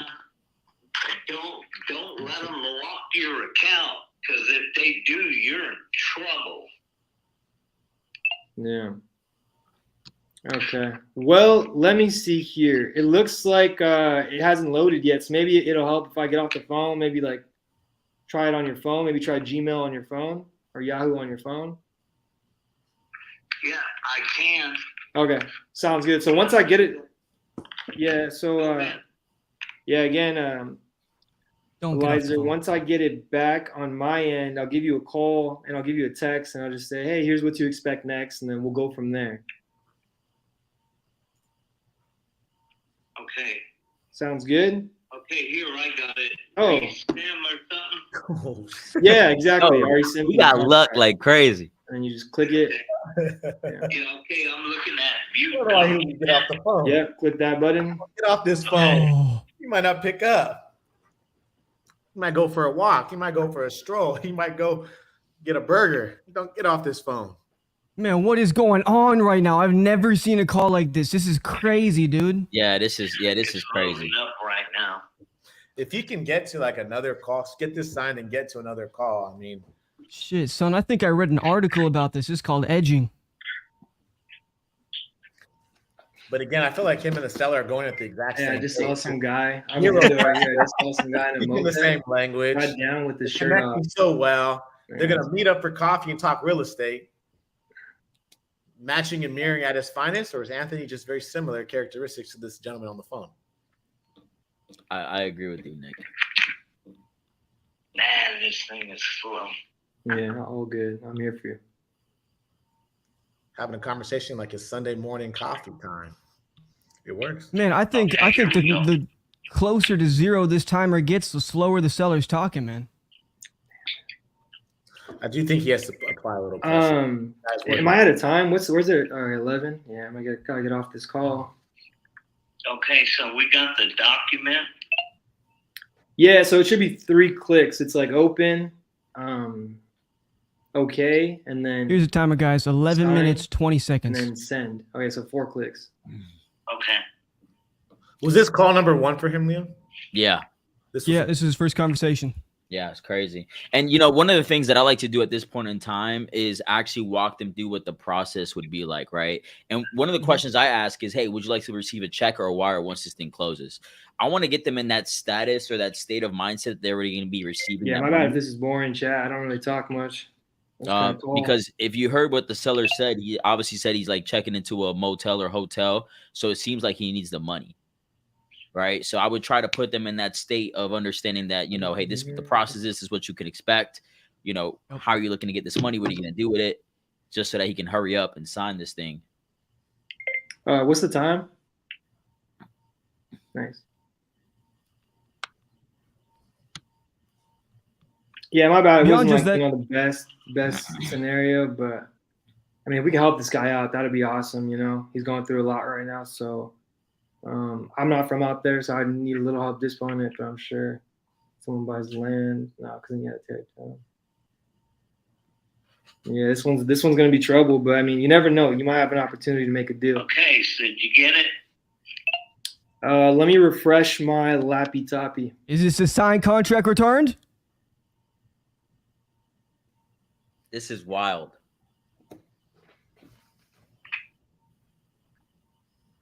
Oh, now mine's going slow too. No, I didn't get it. Maybe push send on your end.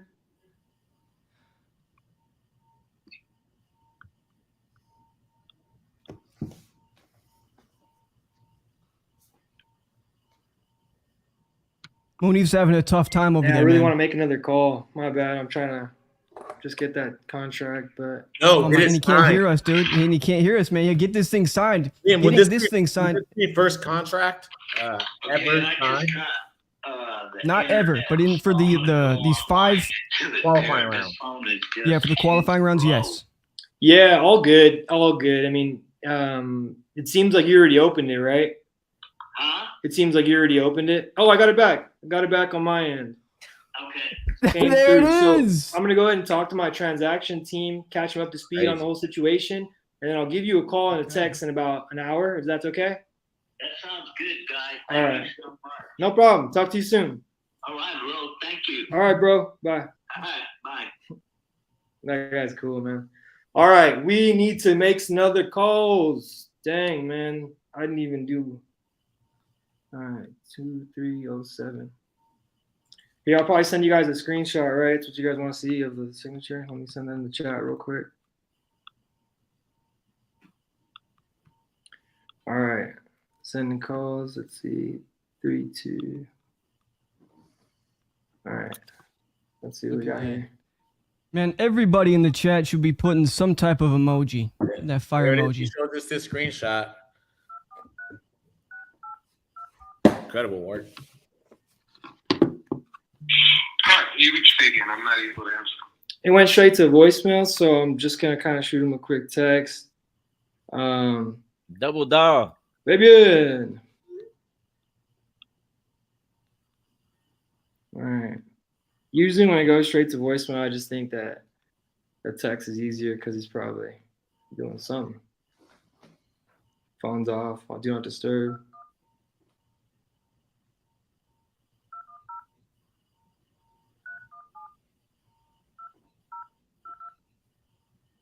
All right, hopefully this one answers. This one's in San Antonio, and I like. Your call has been forwarded to an automated voice messaging system. 210. Okay, so I went straight to voicemail too. So I mean, those are tough. You know, they're probably on do not disturb. I usually do like first name, question mark, and then when they respond, I'm like, hey, you inquired about a cash offer. When's the best time of the day for a quick call? Okay. Man, he's got 6.5 minutes left still. This thing's felt like it's gone on for an hour. I agree with you, bro. This one's in Odessa, so a little on the sticks, but I think we can make something happen. This one was too, so. Hello. Hi, I was trying to reach the owner of 314 East 45th Street. This is he. Okay. Yeah, this is Guy Carmona, by the way. Did I catch you at a good time? No, it's fine. All right. So you inquired for a cash offer, and hopefully we could put a deal together here. As I'm pulling it up, what's the story with this one? Well, I signed an offer today. So Nice. Congrats for, if you don't mind my asking, what did you guys agree on? it doesn't matter. Okay. Not a problem. Would you guys have a closing date so I can maybe follow up with you? We don't have a set closing date yet because I have a little bit of legal work to do first. Yeah. So we don't have a firm closing date yet. Okay. So if you were me, when do you think would be the best time to touch base with you? Maybe we could put a deal together. Well, you can call me in about 3 weeks if this falls through. 3 weeks? Yeah. Okay. And hey, by chance, do you have any other property you might be looking to sell as well? No, I don't. Not at this time. No. Well, if you know anyone in the neighborhood, any vacant properties, shoot them over, and I can pay you a referral fee. Yeah, no, I don't. All right. Well, I appreciate your time. God bless. Thank you. Bye. Already signed the contract. It's none of my business. Yeah. I think I could do a couple more of these. Let's see what we got. I'll send you guys that screenshot after I finish these calls so you can see the contract. For everybody who's watching, she says she's on a contract and he's still pitching on a referral. Man, Odessa, that was a good one too. Yeah. Still working it. I like the if you were me What else line we that got? he What else did. we got? Oh, Los Angeles. Let's go. LA flips is where the money is at. Those things sell in a day.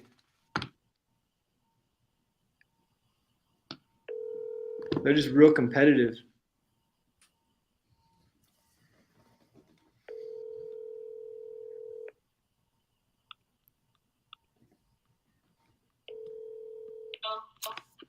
Hello, this is Guy. I was trying to reach the owner of 1362 Vernon Avenue.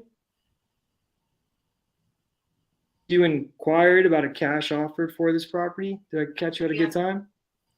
Yeah, okay. Okay, good. So as I'm pulling it up online here, what's the story with this one? What do you mean what the story is? Just what's going on with the property right now? How come you're looking to sell it? Just because I want to sell it. There's nothing wrong with it. I don't need to sell it. But, you know, if I don't, I'm not going to give it away. So it's not like, it's like, what is it called? A fire sale or something. It's just that I want to sell. Completely understandable. What price were you hoping to get? Oh, I'm hoping to get a fair price.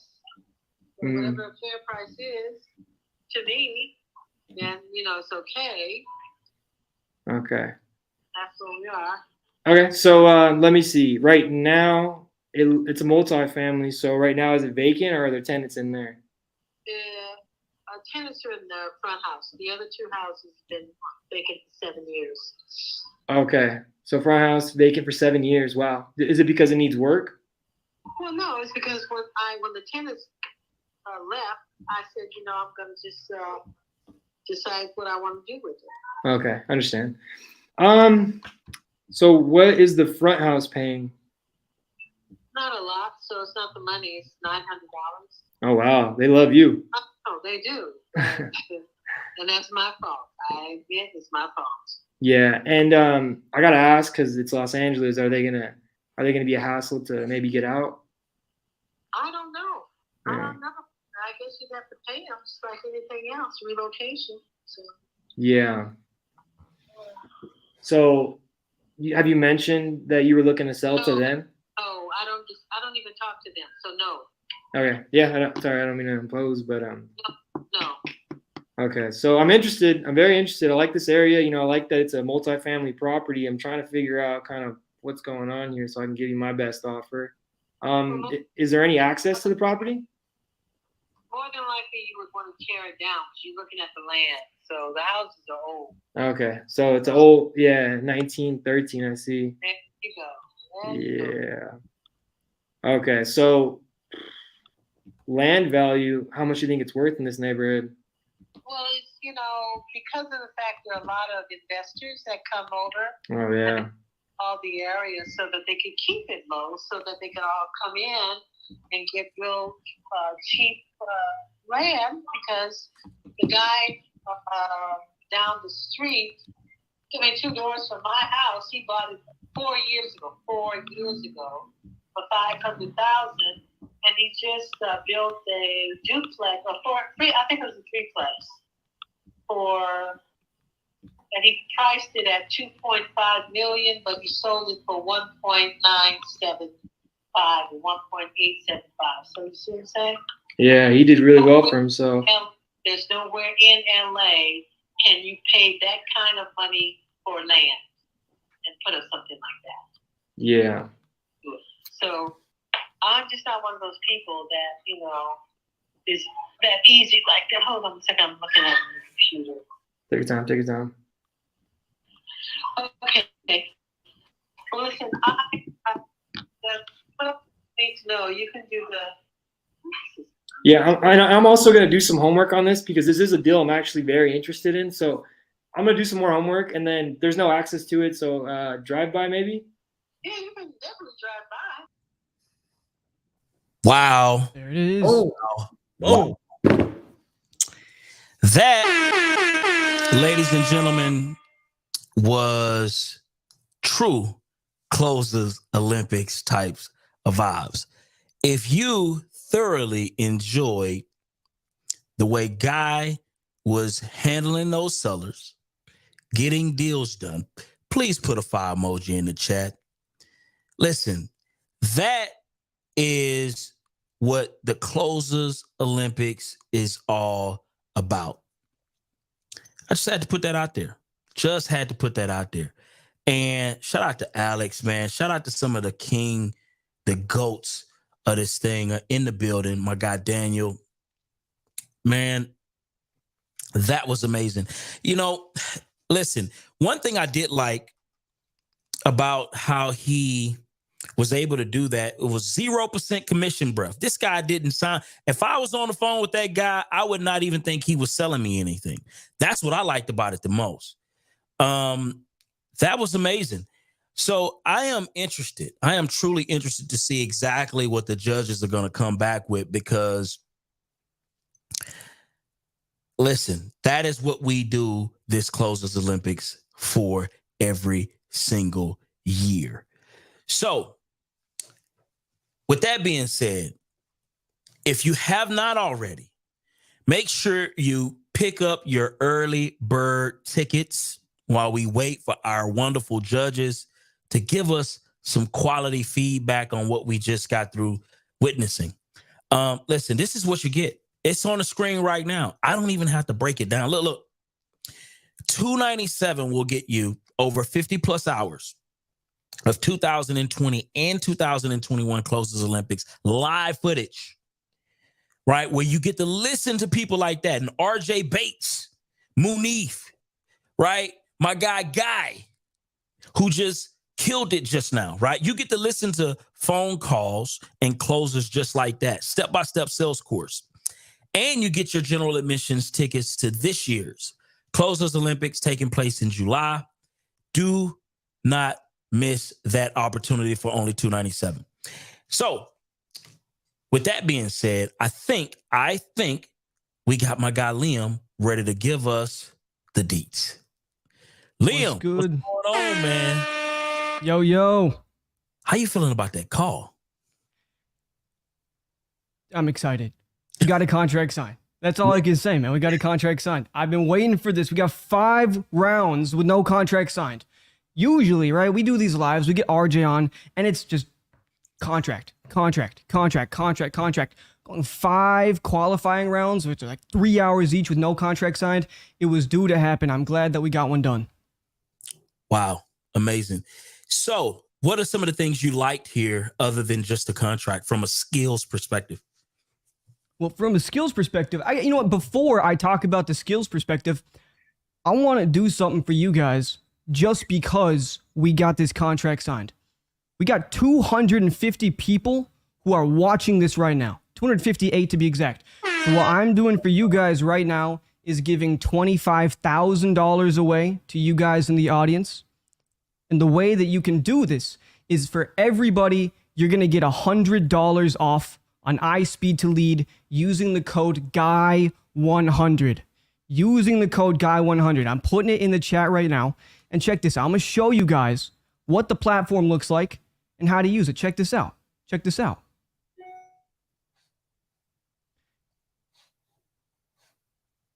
Boom.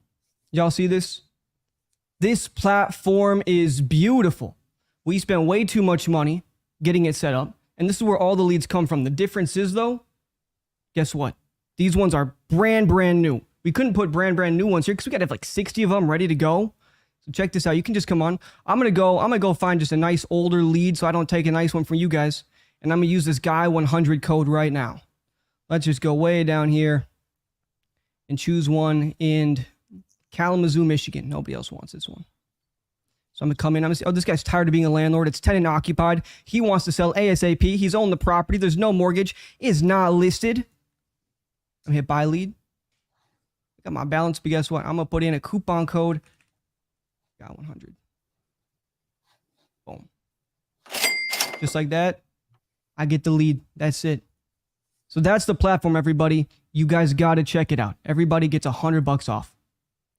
GUY100 iSpeed to Lead to get some of those fresh, juicy iSpeed to Lead PPC leads. That is exactly where you want to go. Man, Liam, what's your thoughts, man? So my thoughts here, I think it's going to be in a little bit of opposition to people in the comment section right now.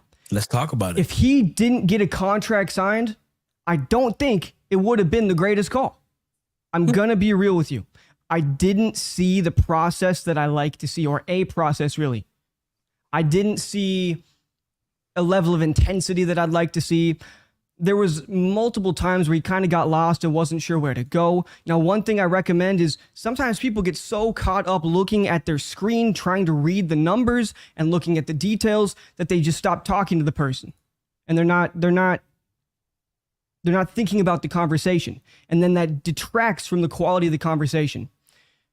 So overall, I think there's a lot that he could have improved on. I think the lead in this case was a perfect lead. I don't think there was anything anybody could have done to not get the call or to not get this deal. Wow. What he did very well that I think you guys should take away from this, the best thing that he did was the tonality was just beautiful. He was very cool, calm, friendly. He wasn't in a phone voice. But other than that, of course, he got the verbal agreement, the signed contract, the net ROI. I think across the board, this is going to be tough to beat. Wow. Well, you heard it. You heard it. Thank you so much for that, Liam. Listen, at the end of the day, the judges are what makes the determination of whether or not you're going to be the winner or the loser in today's competition. But that was a phenomenal score, though. So we got my guy Brandon up next to give us his expert insight on what we just witnessed. What's your thoughts, bro? Man, first and foremost, I just want to give it up to, the qualifiers. I mean, coming up here in front of hundreds of people to be put on the spot, I think is just crazy, man. So I just want to give it up to them. I think Guy did great. I think that he had a lot of good things when it comes down to just the tonality and taking people through the actual call. But some of the things I can't agree with Liam as well. For number one was the report, right? I know that when he actually gave the offer, he said, how bad of a position would this put you in? See, I'm never trying to give that mentality to the actual seller. I want them to be in a state of happiness and how good of a position would this actually put you in. I don't want you to have that mentality of, this is a bad offer. So that's one thing that I noticed when he actually made the offer. It took a while for him to actually go ahead and negotiate when it comes down to the actual land deal that he did, right? So I wish that he would have got to that a little bit sooner. It seemed like the guy was just wanting to hear an offer. But I love the fact that he did well as far as making sure that he stood on the call to get that thing signed, which is why I gave him a 5. The creative option, I think, was fantastic. That opened it up for him to actually get that deal signed. So once he said, hey, would you be open to maybe something down and then payments after, because you wouldn't like my actual offer. Once again, putting that mentality into the seller to say, hey, I'm not going to give you something that you like. But then I don't know how that opened up something better for him, which he said, well, shoot me your offer. And he ended up taking that $1,000. Handling objections, I think that he did okay. Identifying pain. I know the last call he talked about the seller, the lady, she said, I don't talk to the tenants. I would have loved for him to talk a little bit more about that. Why doesn't she talk to the tenants? It seemed like she might have had some problems with them before. And obviously I give him a 5 for the verbal, 5 for the sign. And then obviously, he got under contract for $1,000. And I think the MAO was $2,000. So I think he did phenomenal on all those. Wow, man, that's amazing, man. Thank you so much for that. Listen, man, that was a phenomenal score, man. These are some great scores. I'm very, very interested to see how these carry on throughout the rest of the competition. So thank you so much for that, Brandon. Now we got my guy, Nick. My guy, Nick. Hey. What are your thoughts on this, man? That was... Hey, I'll share with you this. We do this business to get contracts signed. Number one. That's the name of the game. That's why we do this business, to give offers, to get them verbally accepted, to send a document and get that bad boy signed. And that is exactly what my guy Anthony did today. So my score is going to be a little bit different than the other two judges' score. And I'll explain here, but hell of a job. He got the job done. Absolutely. I love that. I love that. Yeah, let's get that scorecard up because I'm interested to see exactly your score and your rationale, on this. All right. So we can bring it up there. Let's see. There we go. Wow. Yep. I want to explain this really quickly. And this all has to do with this business is starting with the end in mind. And the end is mine, like I had mentioned earlier, is getting that bad boy signed. I felt like their report was very close to perfect. And that's why I scored it a 4. It felt like they were getting ready to go for an afternoon coffee and talk real estate. They were going back and forth about meeting up, about talking real estate, about doing this deal, and then talking about doing possible other deals together. And he was trying to coach him up on taxes. He was trying to coach him up on what he knew. So I felt that there was a rapport, and it almost got to the area of just too much talking. But so that's why I didn't give it a 5. So I felt that the rapport was definitely a 4. Negotiations, there wasn't that much of negotiations. And this leads me to the creative option. I felt that there could have been a lot more confidence in that actual offer. It felt like he was really shaky. And I felt the report was there to really give him a firm offer. And I think he probably could have got it a little bit lower. I know that he locked it up for about $1,000. I think he could have got it for $750, possibly even $500. And so I would have liked to see him offer $500 and then maybe meet in the middle at $750. And that's why I scored him a 1 on the creative option. Handling objections, I believe it was a 5, simply because there was very little objections from this guy. He was just ready to go. And I believe that if you're doing the business consistently, day in and day out, talking to seller consistently, day in and day out, you're going to get leads just like this. And that's just the name of the game. In this particular competition, it's just the luck of the draw. But when we're in our daily practice in our offices, you're going to get leads that are essentially laydowns. And this was very close to a laydown, but still required some work. So it wasn't so much of a laydown. Identifying paying, scored it a 4. I felt like he could have dove deeper and possibly got this thing at $500 to $750 because he was ready to let it go. Oh yeah, he was ready to let it go. When it comes to land in general, right? It's not as desirable sometimes as a regular single family house. So I felt like 500 meeting at 750 was very, very possible. And then 5 on the verbal, 5 on the sign, and then 5 on the net ROI, simply because I think we had the MAO at 2,000, which he could have gone up to, and I think the ARV is possibly at 5,000. So 5 out of 5 on that. But again, if you're watching this thing, name of the game is get this thing signed. So for the contestants that are getting ready to come up, you know what you got to do. You got to get 5s on the last 3, which are verbal, signed, and net ROI. Or it may not come out in your favor. Get the thing signed, and that's the name of the game. So what Nick is saying, everybody, you get a deal, and he gonna give you them scores. Peep game. Yeah. The name of the game: get some deals done. Because why do we do this business?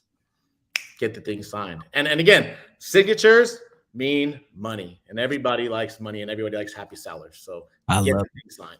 Let's get my guy up on the screen with 84 points. Shout out to you. How you feeling? What's up, bro? I'm feeling good. That was fun. That was awesome.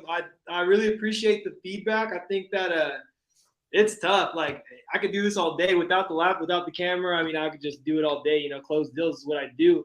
But with the camera and just like knowing there's people watching, you're just like kind of shaky, so you're not really giving it like your best performance. So, I mean, I think I did pretty good. I could have definitely did better.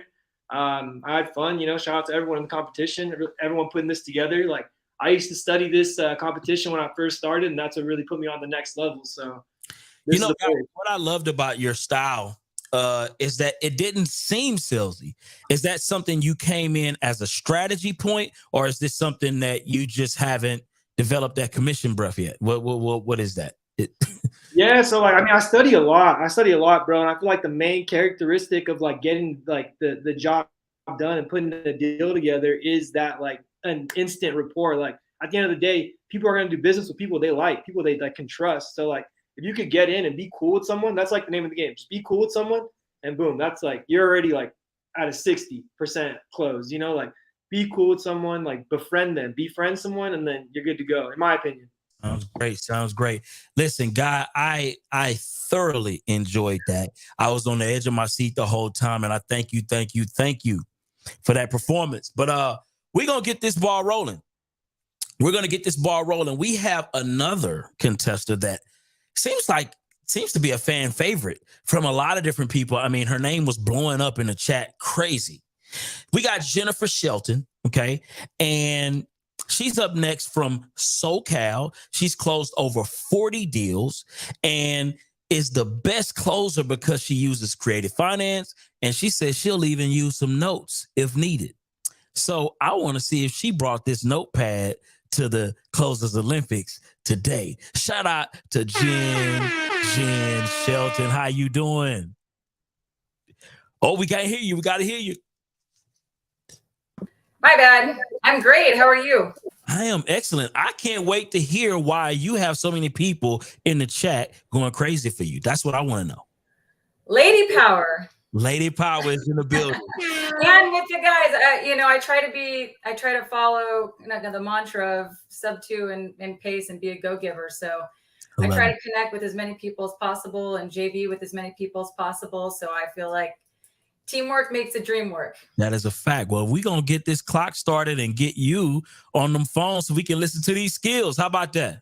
That's great. And my little girls are watching downstairs. So I'm doing this for Ryland and Ridley. I love it. Let's go. All right. Awesome.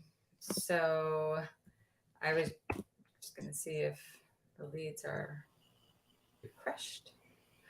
They're the same leads as before. Am I starting like with a... Yeah, everybody has different leads. So the ones that were yours before were only yours. You don't got to worry about that. Oh, okay. I only see mine the whole time. Got it. Yeah. Okay. Awesome. Thanks for clarifying. Yes, ma'am. Let me turn you down. Yep. So make sure that you mute us. And then also, if you're still hearing us, when you get a seller on the phone, put that address in the back chat. She can't hear us.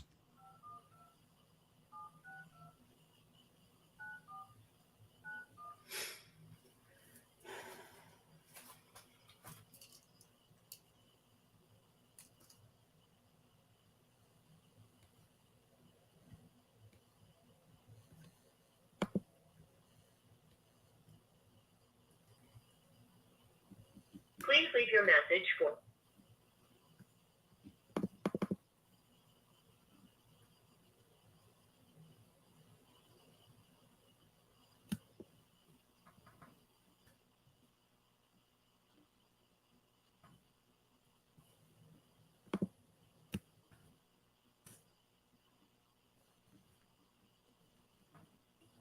Message for 51. Okay, that one's going straight to voicemail, so I'm going to move on. Jen has come with a lot of hype. I think Pace has even put up $5,000 betting that Jen's going to win today. And I think that if she makes it to the finals or something along those lines, he's putting up 10. Wow.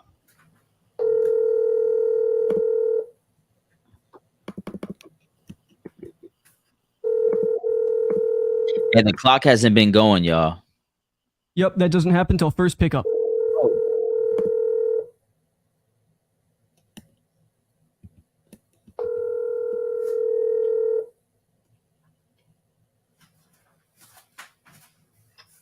Hello?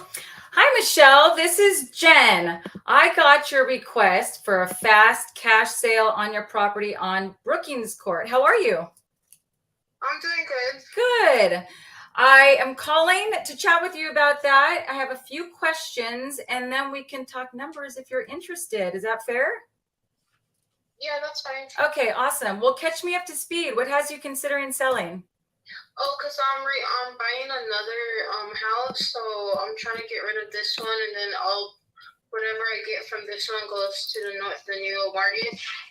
You're buying another house. That's exciting. So you already have that lined up, it sounds like?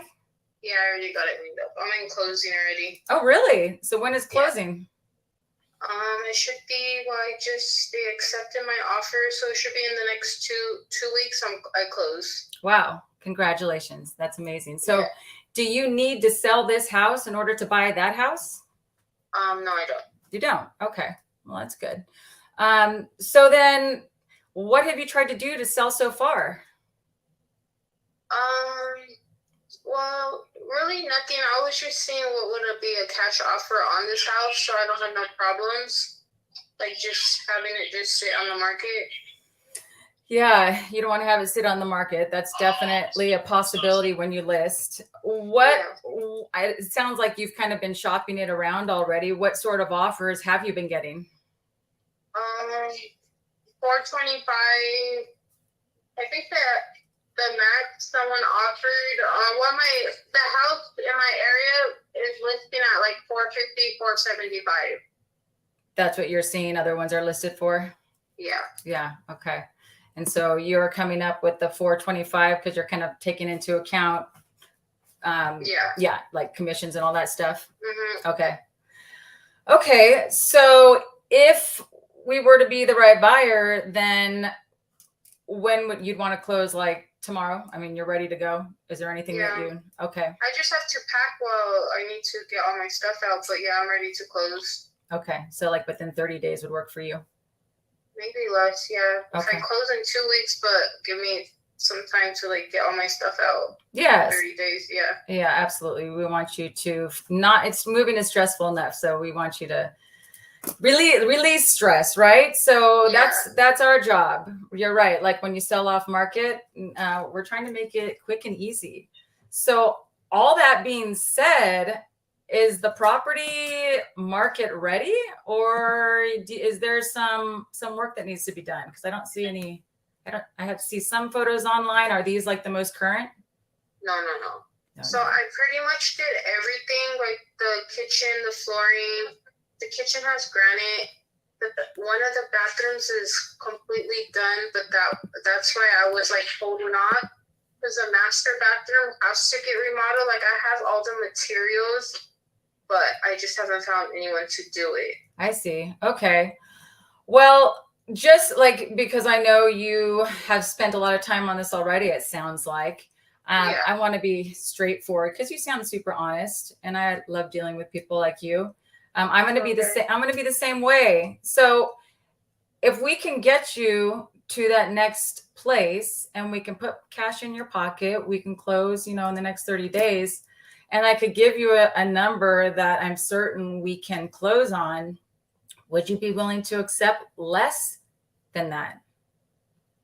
So what are you like offering? What is less than 425? Yeah, well, I'm not saying this is my number, but I'm just telling you from poking around on the internet, like what other cash buyers are paying in your area for a quick close and taking it as is more like somewhere around like 370, 375, maybe 380. If we could give you that certainty with closing, is that something that you would consider? No, because OfferPad offered me 405 right when that was with all the commissions and everything. So I think I'm just gonna go with OfferPad. You know, I'm so glad you brought them up because I had a homeowner yesterday call me, signed a contract with OfferPad, had them tied up. 2 weeks before closing, they wanted their contractor to walk the property. And guess what happened? What happened? They wanted a price reduction. And guess for how much? How much? Not a little, a lot, like 30 grand a lot. Okay. Guess what my offer was? I'll just think about it. Right now I'm at work, so I'll call you like around 4:30. I have one more question for you. Yeah. If I could get you that number, would you be open to taking payments on it? If I could get to your number and we're able to like taking payments on it. Well, I would elevate you to a lender and I would give you as the lender a down payment at close to help with your moving expenses. And then on the rest of your equity, I would pay you monthly payments. Is that something that you would consider? I could consider it, but right now I'm talking to you from my watch. So after 4:30, I could call you back. I 100% understand. I do that all the time. So let's like 4 minutes later, when you get off work, we can talk more about it. Does that work? All right then. Yeah. Okay. Thanks. Bye.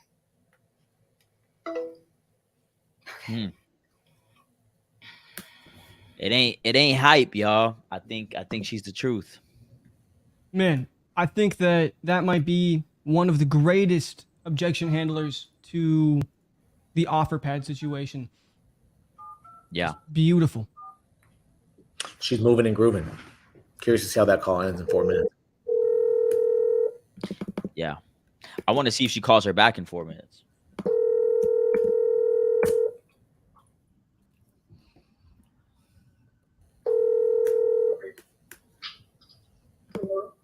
Hi, Sabrina. This is Jen. I got your request for a fast cash sale on your property on Telek Way. Was that you who filled that out? Yeah, but can you call me back on next week? Oh, do you have now? So my funding team, we're looking at houses that we can buy in the next 30 days. Are you available just for 2 minutes? I just got to ask you 2 questions. Well, I'm dealing with a health crisis right now. That's my why gosh. you can call me back next week. I am so sorry. That'll be fine though, because we're looking for something to sell before 30 days. You know, Sabrina, I completely understand, and I wish you the best. Let's talk next week. All right, thank you. Okay, bye.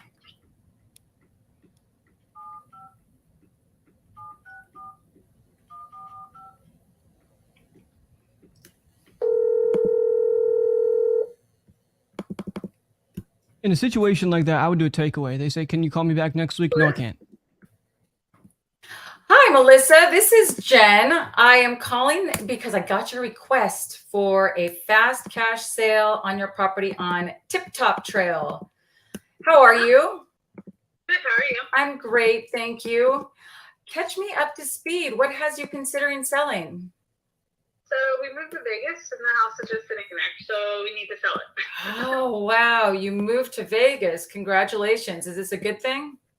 Yes. Okay, awesome. And so how long has it been vacant? 3 weeks. 3 weeks. So new. And what was going on before the 3 weeks? Were you living there? Was it a rental? Oh yeah, we live there. Okay, you lived there. Yep. And I imagine you've been getting a lot of calls because it's vacant. How has it been going trying to sell? Oh, we're still just getting stuff out, so. You're still just getting stuff out? Yep. Okay. So it doesn't sound like you're in a, if we were to be the right buyer, would you be looking to sell in the next 30 days? You're thinking more like, yes. Okay. No, the house is empty itself. We just have like carpets cleaned and tile cleaned and all that fun. It's just like now we have, the last stuff when you're moving in the outside in the garage. That's it. Okay. All right. So it's pretty much ready to go. Yep. Okay. Well, that's great. Okay. So then what is it that you're hoping to get from? Well, before we go any further, it does have lease solar on it, and that does turn off a lot of people. I'm sorry. Say it again. It has solar? It has leased solar. Yeah, it's leased. Lease solar. Okay. So what's been the biggest challenge with trying to sell to investors? Has that been it, or is there something else? The lease solar. Yeah. Well, to anybody, because when they first came out with solar, everything was leased. And now it's like you can buy out, purchase solar, but the lease solar is a little different, trickier. Yeah, I see. So what is it that you need from a buyer in order to make it a deal? So I know right now, because I'm a real estate agent also, that I could list it for like 410. But really just to be done, like 350 is what would be the hopeful number. I knew you were a smart woman. So you're a realtor? Yes. That's awesome. Okay, so I just want to be done. you just want to be done. Okay, so you don't, even as a realtor, you don't want to deal with, you don't want to deal with showings and all that. Yeah, that's part of the reason why I moved out first. And then we were talking because I sold my parents' house the same way. It was just easier after they passed. Mm-hmm. And I was like, I wonder what I could get for our house. So. Okay, so that makes great sense. So since, in your professional opinion as a realtor, what do you think it needs to get it market ready? The big things. Hold on 1 second.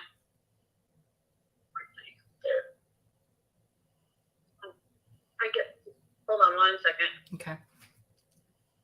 Sorry, we just got in the car. The GPS. No worries. I can hear you fine. Make a look to Alcorn. Can you hear me? Yeah, I can hear you. Okay. So I just told my husband where, because I have the GPS and I didn't realize. Stop! What are you doing? Now my phone's freaking out. No worries. I can hear you. So what do you think it needs to get it market ready? What are how much would we have to put into it? Ballpark. Well, I mean, if you wanted it to be pretty, it would be. Stop going to the car. Oh, sorry.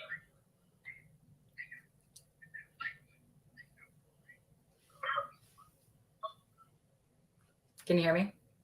Oh yeah, sorry. Okay. Over the kids. All right. Really, the only thing if you wanted it to be prettier would be like carpet and everything, but. Carpet. That's all it needs. Carpet. Maybe it's got tile flooring. Okay. So when you talk about this lease solar, what needs to be done?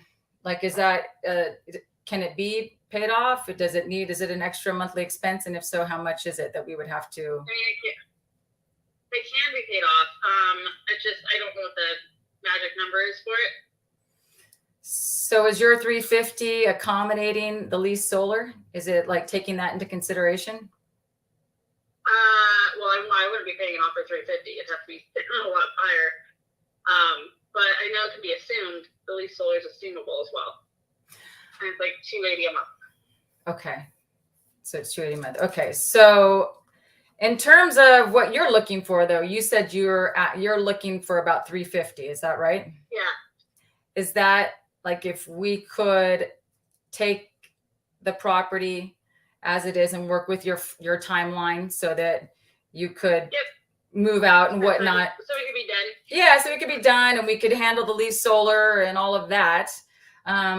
Then are you open to taking lower than that? I mean, is that your bottom line? Magic, what the number, what the volley back would be, Okay. Well, since you're a realtor and I'm a home buyer, and I'm sure you work with a lot of us directly, Why don't we work? Let's work together and see how we can make a plan happen, make a deal for both of us. Yeah. So I'm just like poking around. I had my funding partner just send me a message here, and just like at a quick glance, it's looking like somewhere around, like based on, comps and other cash buyers are paying, somewhere around like 320, somewhere around there, like 315, maybe somewhere 300, looking like to 320. Is that a window that would work for you? Possibly. I'd have to talk to my husband about it, but possibly. Okay, possibly. Is your husband there? No, he's at work right now. It's just me and the kids. Oh, okay. Okay. So would we need to have him like on a three-way conversation in order to agree on a price? Definitely wouldn't be instantaneous because we're not the type that jump at it. Yeah. But if you guys wanted to check it out and everything beforehand, let me know without just the blind pictures and all that. That would be fine. I understand. It looks like if the property, the pictures online that I see, perhaps these are ones that we could go off of. Yeah, because those ones, since those ones are done, I've painted the cabinets all white. Okay. I have put shelves up around the fireplace. The walls are now like a gray and a white instead of the beige. Yeah, no worries. That all makes sense, Melissa. Yeah, I And know the that's all. appliances are all more modern. Okay. I have a question. So let's just say hypothetical. We were able to take on the lease solar and kind of close within, 2 to 30 days, whenever you get your stuff moved out. And we agree like with 327, just in your humble professional opinion, do you think 315, somewhere around there, would get the deal done for you? Maybe. Like I said, I have to talk to my husband. I'm not sure. Oh yeah, I know. No, don't worry. Nothing you say will be held against you. I just want to make sure that I can tell my funding partner that like it's a no or a go. Like you wouldn't accept 315 because that just doesn't work for you. Oh, 315 no. 315 no. Okay.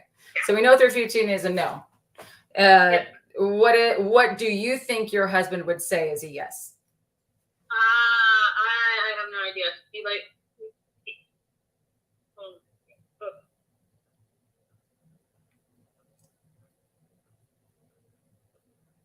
Are you there? Yeah. Okay. 1 second. I was turning my phone is glitching off my ear. Oh, no worries. Well. Uh-oh. You might have just lost Jen. I don't look as good as her, so I don't know if you guys want me up here. You guys are here for Jen.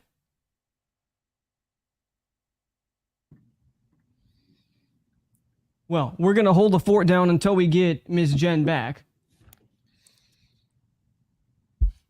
Byron, I think you're muted. She disappeared.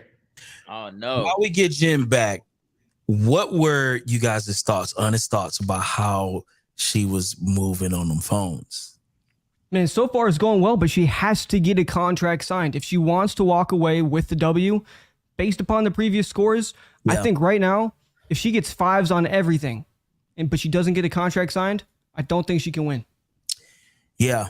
So, do you think that she's doing good on the call that she's on, or is she wasting time? What's your thoughts on that, Nick? Borderline. I think that, she's really, I'll tell you what, she's a connector. She's what we call an instantaneous connector. I think she can connect with just about anybody. And that's what makes her style just so unique. She's just a very attractive personality on the phone. She can really connect at a high level. I think for the sake of this competition, she just has to move it a little bit quicker and faster and get to the point because she does got to get that contract signed. But as far as her being able to communicate at a ridiculously high level, I can see why Pace was pumping her up. She's definitely, the real deal when it comes to that. And I think that's very important. But for the sake of the competition and the business in general, got to get to the point. Wow. Brandon, are you off this call? Or are you on this call? If I was her, I would try to get off this call, just for the reason being is that not all the party decision makers are there. She's saying that her husband needs to be there to make a decision, and it seems like she's not going to be obviously getting this one signed. What I would like her to do is to kind of touch on those points. I like to eliminate my competitors, so I'm eliminating obviously a realtor. Do you want to fix it yourself? And at this point in time, she says she doesn't want to list it because she is a realtor. And also, do you have the funds to fix it yourself, right? So I would try to touch on those points. And then also, obviously, on closing costs and commission, and try to go ahead and price anchor her a little bit, lower to understand her perspective. But I think that she should move on to another call and probably call them back. I think, wasn't there a call? I think that she had a call. I'm not sure if she called them back. Oh, yeah, 4 minutes. Yeah, it's been over 4 minutes. That's the one. That's probably the one her that she hottest needs bet, to go. right? I mean, I'm in agreement with everybody. I think that, she's definitely on the 4s and the 5s, but I think she needs to get at least a verbal or a signed contract to make sure that she beats Guy for sure. Yeah. So, Liam, what do you think about that first call that she had from a cadence and skill set perspective? What was your thoughts on that? Oh, beautiful. Third-party storytelling is one of my favorite strategies. When you're on the phone, if you can relate to the seller and get some information over to them while telling a good story that they can relate to, We got you got Jen back? Yes. Let's do it. Let's do it. Hi. Shoot, that sucks. I don't know where I lost you, but okay.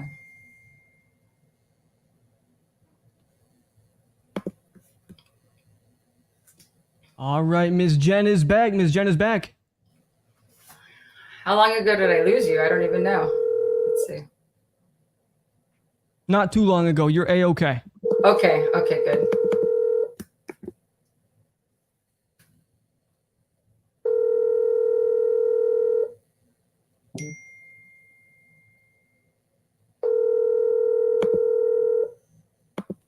Welcome to AT&T voicemail.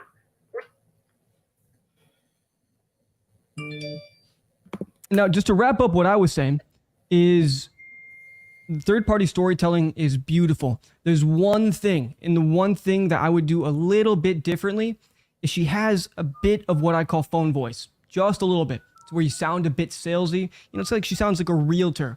I would try and get a bit more informal while keeping the same energy, keeping the same tonality, but just getting it to be a bit more informal, personal conversation. But other than that, it's very nitpicky, very minute.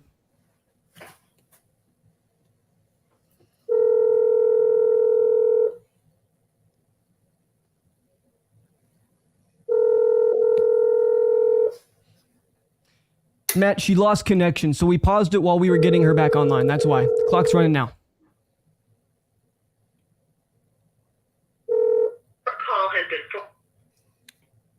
Do you guys think she's calling back the first lead or Kerwin? Or new leads? I'm not certain. My understanding of that first lead was she said she was available at 4:30, not in 4 minutes. Oh, got you. Okay, I heard 4 minutes, but you're probably right. 4:30, so that's probably what she's doing.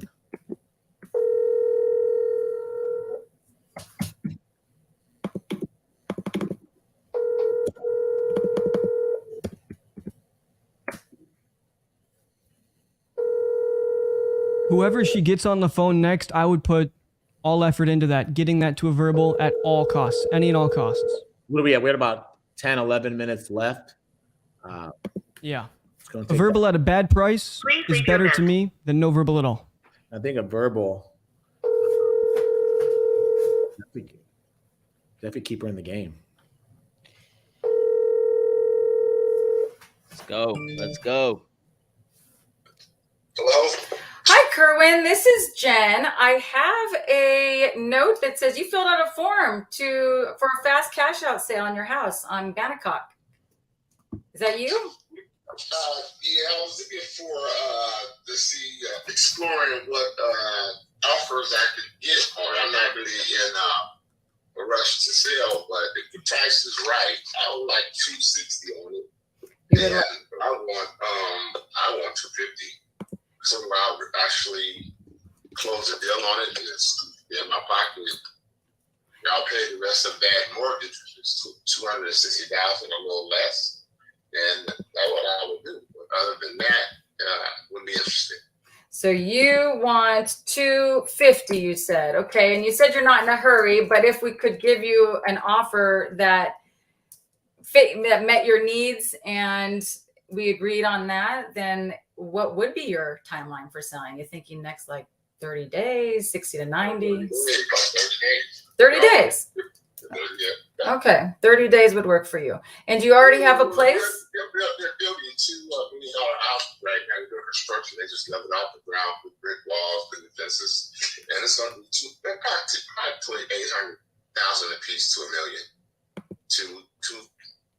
Two-story houses right next door. Oh wow. Okay. I'm right below Dictionary Hill in Spring Valley, so it's suburban type of area. Got it. And, well, you close to the highway, so yeah, it's worth every bit of that. Close to the highway. Okay, is the close to the highway like a problem, or you're saying it's a good thing? That's a good thing. Okay. I mean, travel downtown, you're like 10 minutes from downtown San Diego. Got it. Okay. Well, Kerwin, what is most important to you about selling? Well, I'll be 62 next month, and I was looking at maybe either Las Vegas or Arizona. 62? I'm gonna take that 250 and buy something cash. Okay. And probably a 2 or 3 bedroom condo, because I don't want to be cutting grass and all that. It's property, and that's what I would do with the money. I would reinvest and put that money toward a condo, and more than likely Las Vegas. All right. Well, I like that you have a plan, and you don't sound like you're almost 62. I don't know what your secret is, but you sound good. So it sounds like you've done some homework then, Kerwin. You know exactly what you want. Have you found the 2-bedroom condo?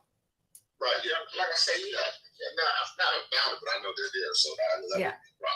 Okay. So then what do you need? Do you need to sell? Then you need to sell this house because you want to pay cash for your next condo? Exactly.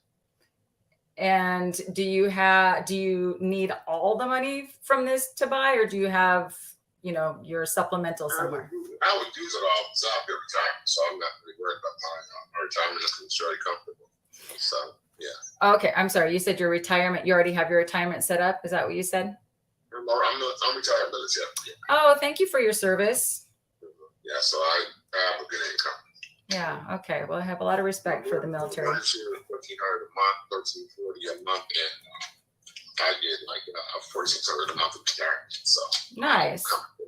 Anywhere you look at it, I'm comfortable. I have a 30-year fix, so I'm not really okay. Not rich or nothing.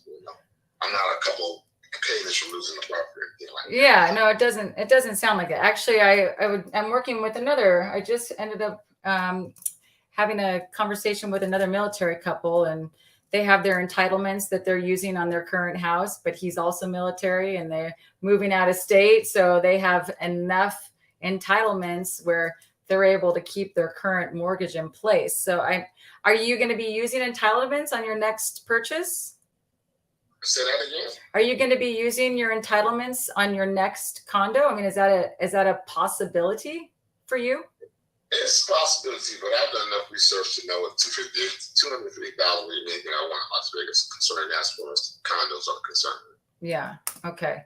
So you have your number. You seem super set on that. What have you tried to do to sell so far?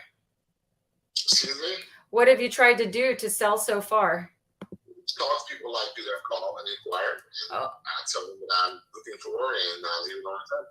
Okay. All right. So what can I bring to you that you haven't got yet so that you can buy that condo? Explain that. Well, I mean, is it just the money? You haven't got the right offer yet? Is there something else? It has to be 250. It was 250. It would have me open. I would be talking to you right now. So you're saying that you have not got the 250,000 yet. What are those other offers? Yeah, I'm pretty close to it, but not close enough. What other offers are you getting? I got like 248. 248? Yeah. Okay. So, and 248 didn't cut it for you? No, that would be 250. 250, bottom line. So like 249 is a no. No.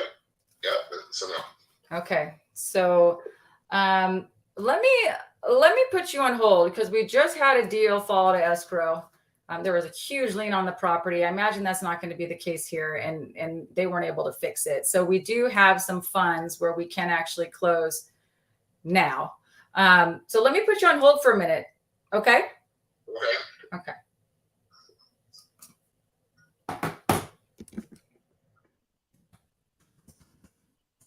Right now on the back end, we're just double checking the comps and making sure that it makes sense from what everything looks like.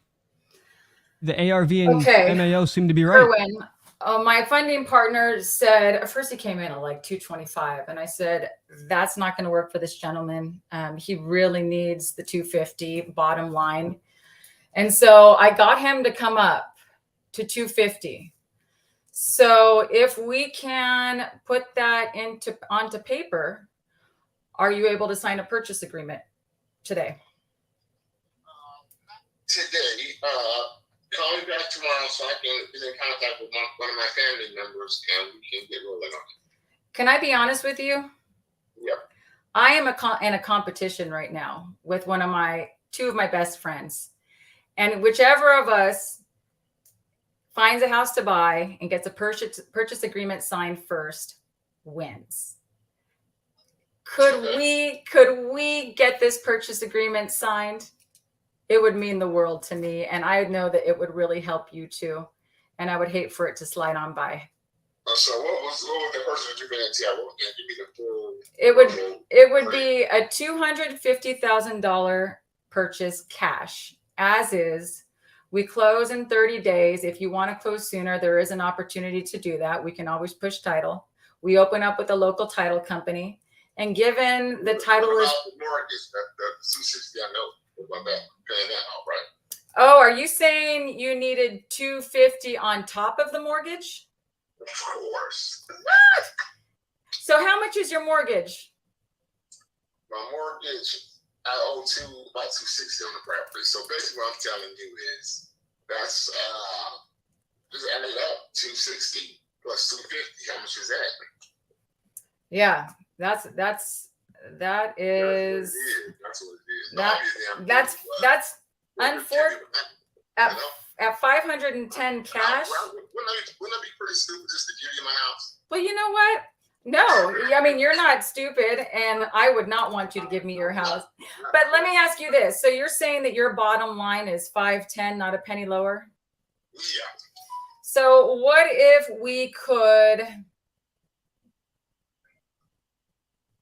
You know what? You'd really be stealing it because this is a 3-bedroom in an exclusive neighborhood, 3-bedroom, 1 bath.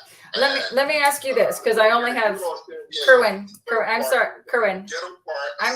I'm sorry to interrupt, Kerwin. Ghetto Park in the ghetto part of San Diego. Kerwin. Down in San Diego on Market Street. Kerwin, I only have. They're selling a 1-bedroom. Can I politely interrupt you, Kerwin? Old house. Kerwin, are you there? Okay. What if we were able to keep your entitlements in place and you were still able to get a loan and use your entitlements on your next condo? And then we could pay you that $250 over time. We could make you payments on the $250. So you would get it, but in installments. Is that something that you would consider? No, I know. What if, I have one more option. What if we could do something called a fix and list where we got it market ready. I pay for all your expenses. I pay for all your mortgage payments. And then I bring in my own crews, put the money into the repairs. We list it in like 3 months. And then you get paid more money. No. You're just like, and what happens if you don't get this 5-10 cash? What will you do? I'll just live my life here until March now. Okay. So you're okay with just staying there if you don't get that money? 100%. 100%. Yeah. Okay. Very comfortable. I'm very comfortable. Yeah. Okay. Well, I like your attitude. You've been a pleasure working with. Maybe we can help you find a condo or something like that on the back end. You know, I can consult with my other comrades. I'll make something that might make some sense to you. You find me, I'm more interested in a 1 or 2 bedroom condo, right? Mm-hmm. You get together with your buddy, and y'all buy a 1 or 2 bedroom condo. to it and do what the hell you want with this property. That's the best I can do for you. And then to give you something to work on. Y'all try to head together. You know what I mean? But give me a 1 or 2 bedroom.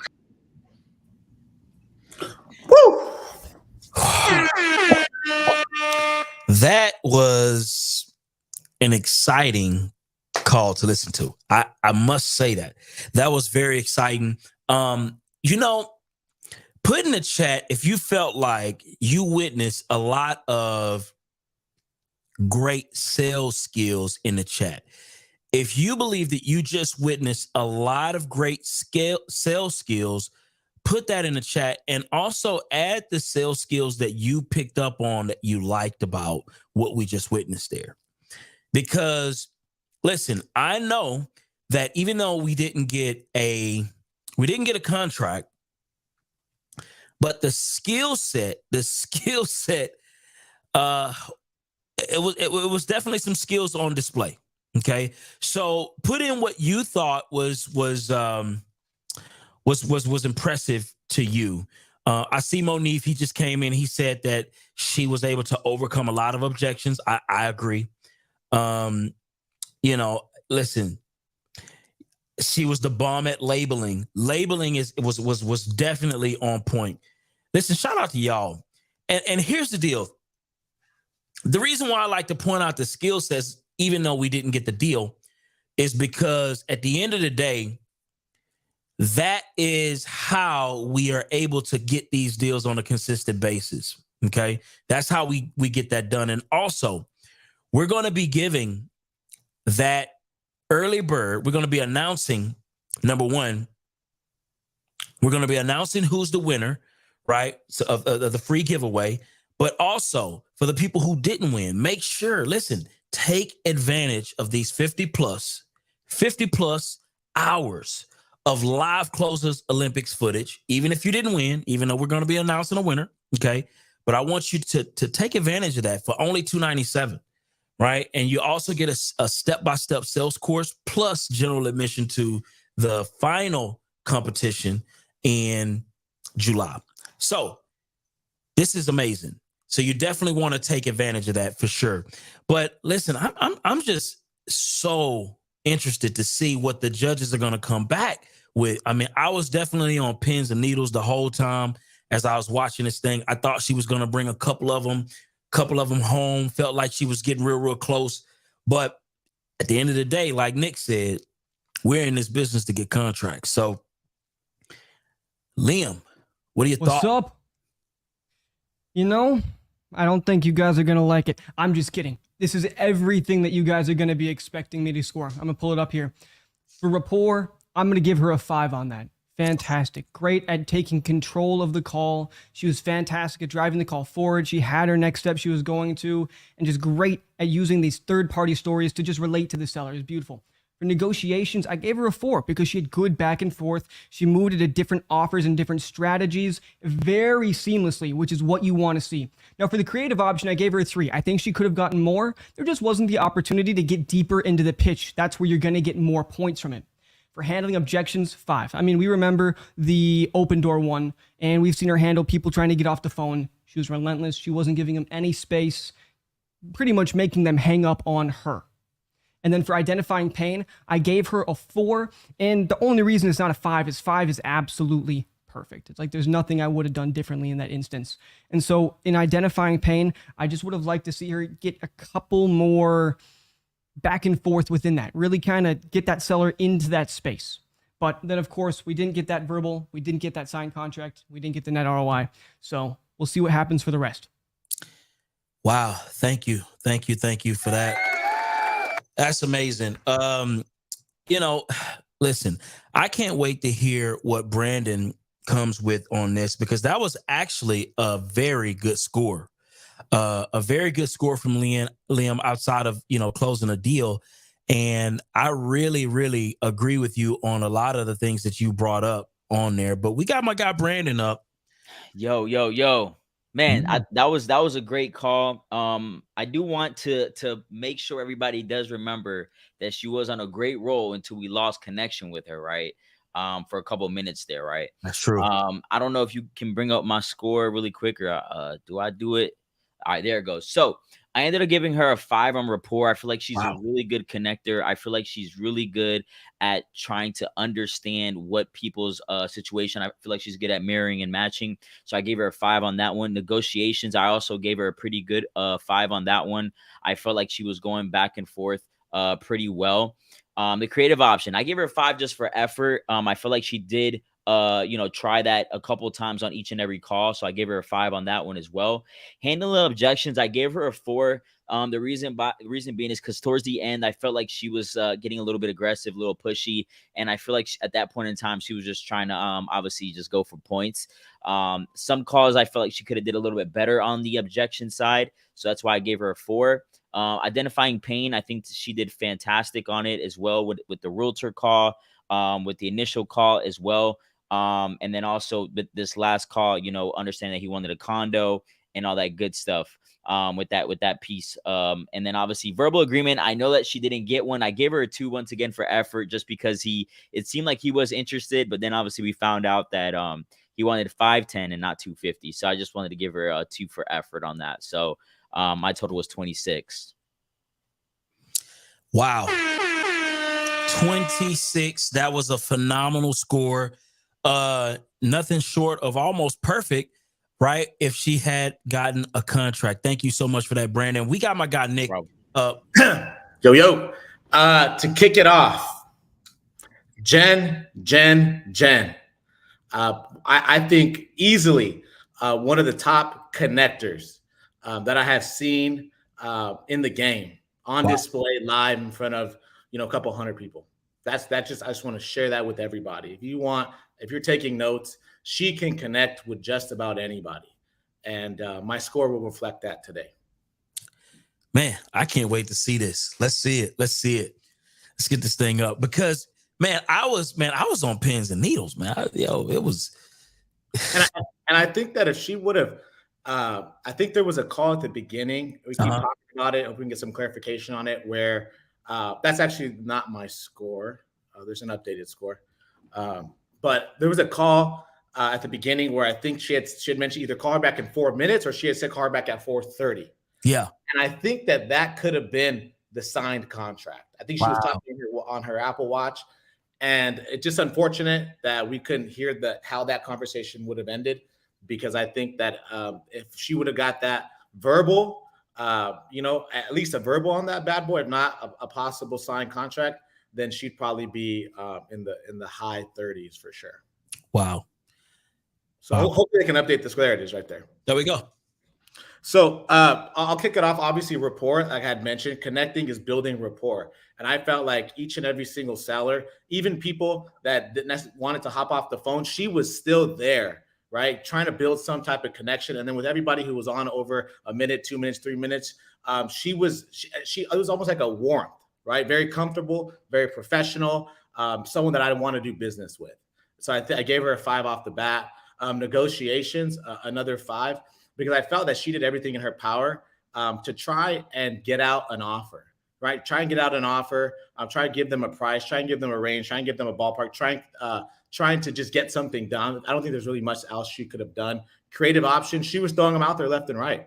Again, looking for ways to get something signed. And just, I think that call, like I said earlier, probably would have been the one, but unfortunately it just didn't happen for her. Handling objections, I think that she handled the objections appropriately. And especially on that last call when the guy was, we all had thought that he was talking about $250,000 purchase price, right? Which threw everybody off because the ARV was somewhere in the 500s. And then once we found out that that's how much he wanted to take home net, she was still able to try and broker some type of deal. And I think that was really significant, because most people probably would have panicked. I think he was kind of more or less of like, this is disrespectful if you think I'm going to sell my house for $250. And she was able to navigate her way through that situation, and then identifying the pain. I felt that she was, like, again, great connectors do that naturally. So I felt that she was able to try and relate, and also try to relate and give things that happen, in the past. I think she had mentioned something along, hey, we had a deal fall out of escrow. I think that we may be able to make something happen. So again, and then last but not least, a 0 on the verbal, 0 on signed contract, and 0 on the ROI. Just unfortunate that those, I think those last 3 just kind of killed her. But other than that, I was just extremely impressed. I think she's an asset to her company and her team, or if she's a one-woman show, she's a boss. I love it, man. And I love the way you were able to break that down, man. I need to get Jen up because I want to know what she thought. What did you think about this? First of all, what do you think about the score? And shout out to you. Let's start there. I'm super excited. I feel I'm very grateful for all of your feedback. And yeah, that's just kind of what I do day in and day out, except usually I have like 2 monkeys, like asking for bananas and like pulling at my skirt and asking for diapers changed. So this was actually, a good situation. Wow. So 70 points. That is phenomenal. That's nothing short of just almost perfect, right? Without getting a contract. You had gotten a contract. I don't even know where we'd be right now. What are your thoughts about just some of the things the judges said about your score? Yeah, I mean, it resonates. I think I got a little bit like aggressive at certain times because I was thinking like clock, contract. So perhaps if I had pulled back a little bit with that first one, maybe we could have actually had a verbal. And so I appreciate that. I do just want to thank Daniel Quijano and Jess Smith for really giving time towards me these last couple of weeks to give me some really great feedback and to really help me elevate. Shout out to them. I really appreciate that. I really enjoyed that call. And I just want to kind of give you a shout out, because that was amazing. I can see why the chat was blowing up for Jen. Thank you. Well, listen, we got one more competitor coming to the game, and his name is Jamar Carzal, right? From ATL, Georgia. He's closed 16 deals. And this is my favorite part. When we asked him, why am I the best closer? He says, I don't know. I'm going to let the judges check out the skills for themselves. So he's coming in with extreme confidence. I'm excited to see exactly what he's going to be able to show us today as to why he deserves to not only be in this competition, but to win this competition today. Listen, we got some big scores. Jamar, how you feeling? I feel good. You feel like a contract on the way? I gotta get one whether I want to or not, man. Guy came and closed it on his round, so I gotta get a contract. I love it. Gotta get one. Let's get our judges up and get this clock started so we can get this ball rolling.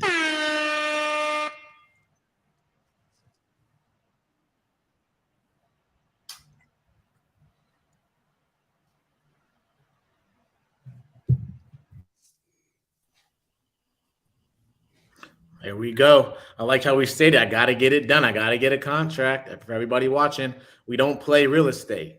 We don't play phone calls. We play getting contracts signed. And so that's what Jamar has in store if he wants to take the gold home today. Get it signed. He knows what the bar is. He knows what he has to go for. He has absolutely no room to back off of anything. Like every single call that he gets on, he has to be going for the contract. That's it. Yeah. And is everybody, are all signers there? Are you ready to sign today? I was going to say he has to make sure he's watching that clock as well. Now, I don't know if he knows, but he muted himself.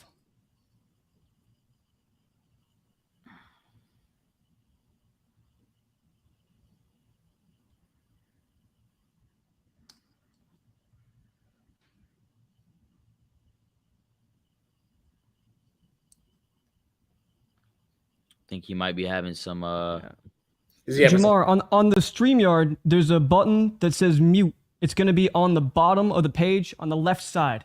It's red for you. You got to click that, and then you'll be unmuted.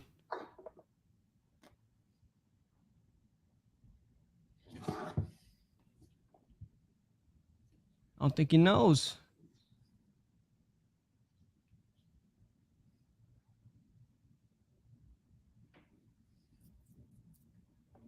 Hey, can somebody on the back end text him on his phone? Because he could be on a call and we might not know. And Yep. the timer hasn't started just yet. And it sounds like he might be on a call. So let's get him unmuted.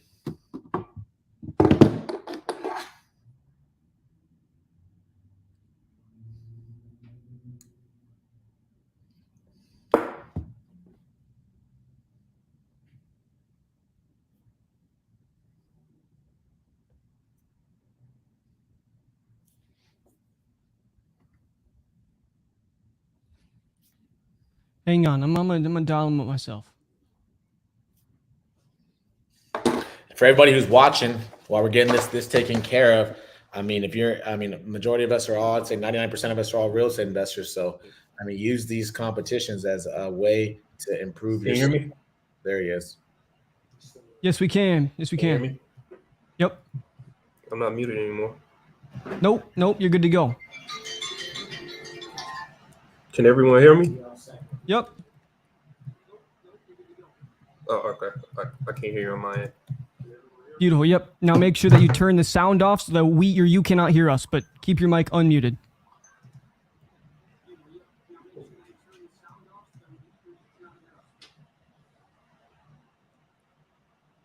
Just turn your volume down. I know it's muted.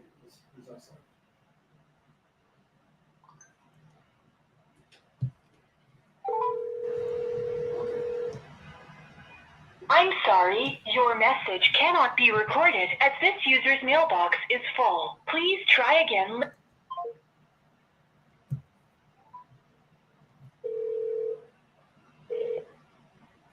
I'm sorry, your message cannot be recorded as this user's mailbox is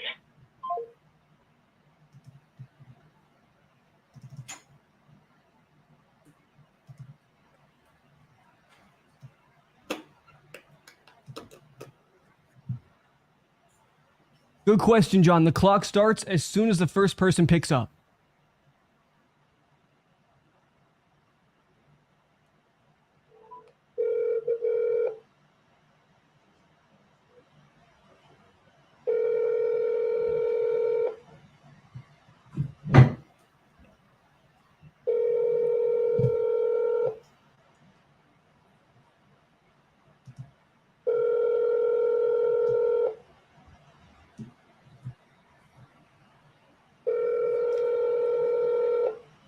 Nope, he's good. We can hear him. the Google Fi Wireless. I'm still muted. Nope.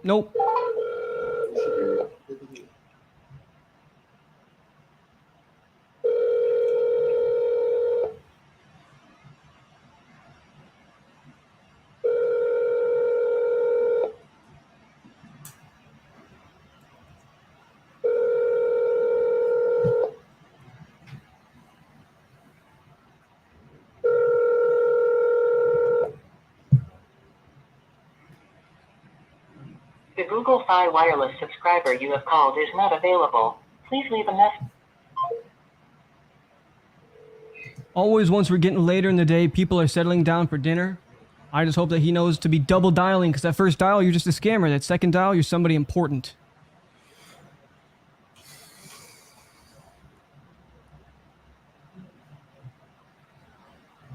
I think at this point, triple dial is probably necessary. Let's get this bad boy going. Your call has been forwarded to an automatic voice message system. 503702. Yeah. Is your streaming app muted? Your call has been forwarded to an automatic voice message system. 5037023167 is not available. Can you hear me? Yeah, we can. They can hear you now. Triple down.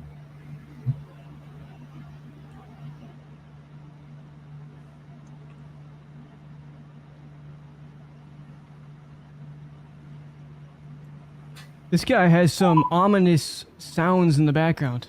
Jeez.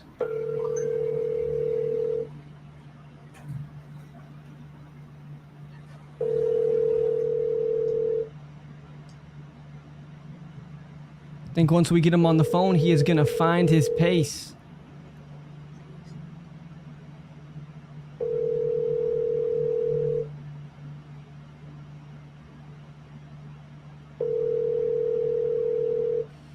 What's going on in his background? It looks like he's maybe at a bounce house convention. They got all those fans going.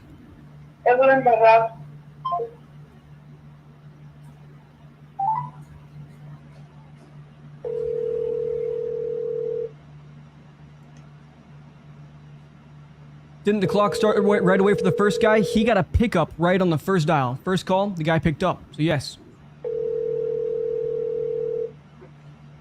He's at the Bahamas. It was hot out there. That's where he's at.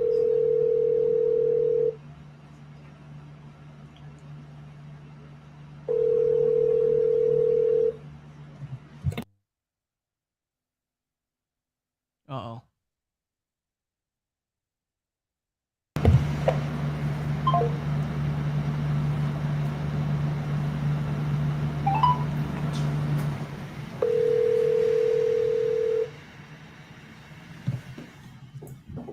I will go head to head with every single one of these people. These leads are questionable.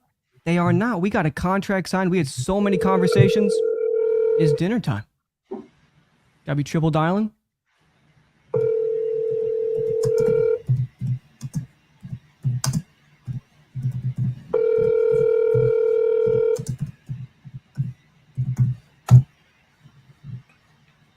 Please leave your message for... All right, nobody's picking up. Let's see who we're going now. All right, we're in GA. We're in Georgia here. Somebody got to pick up.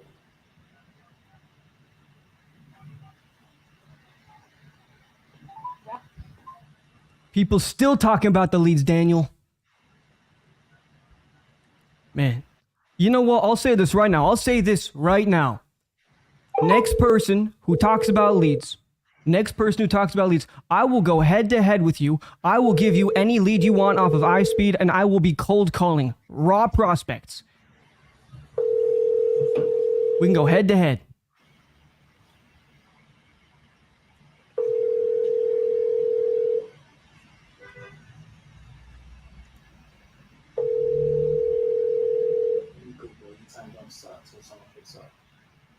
The Text Now subscriber you are trying to reach is not available.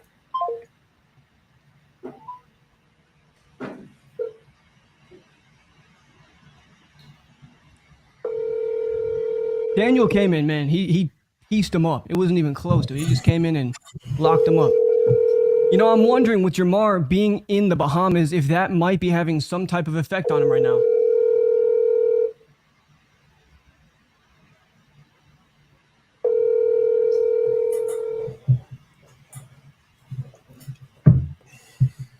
The Text Now One more time.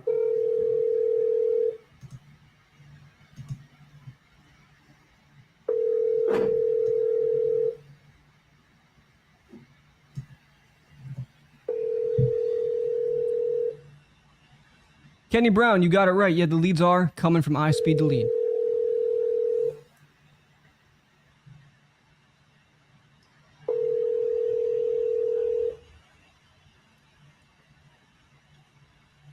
The Text Now I've got to think there's something going on with this phone number. There has to be at this point.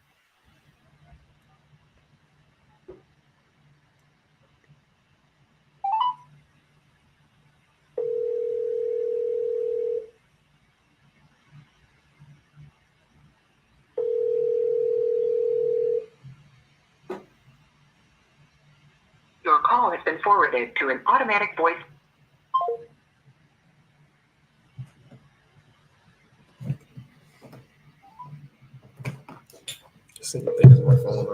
Might want to check his number because if he's using a third-party dialer, it could be coming up as spam or scam likely.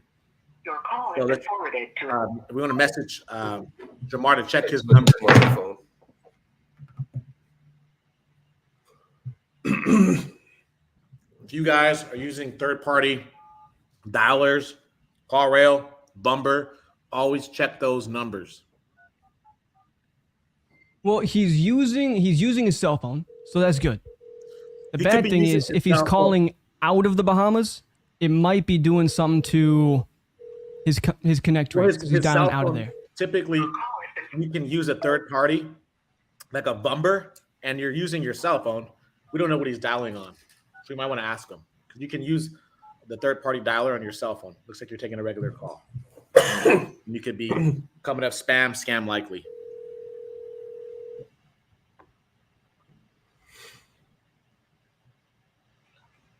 Hello? Hello?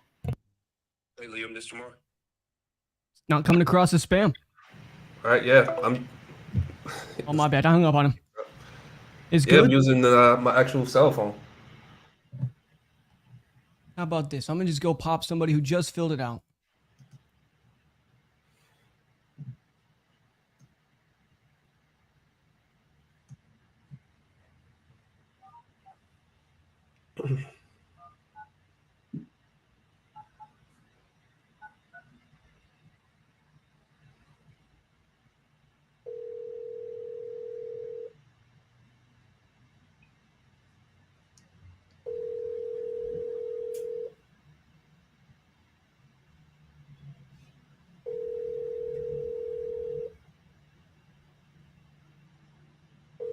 Man. Your call has been forwarded to an automatic voice.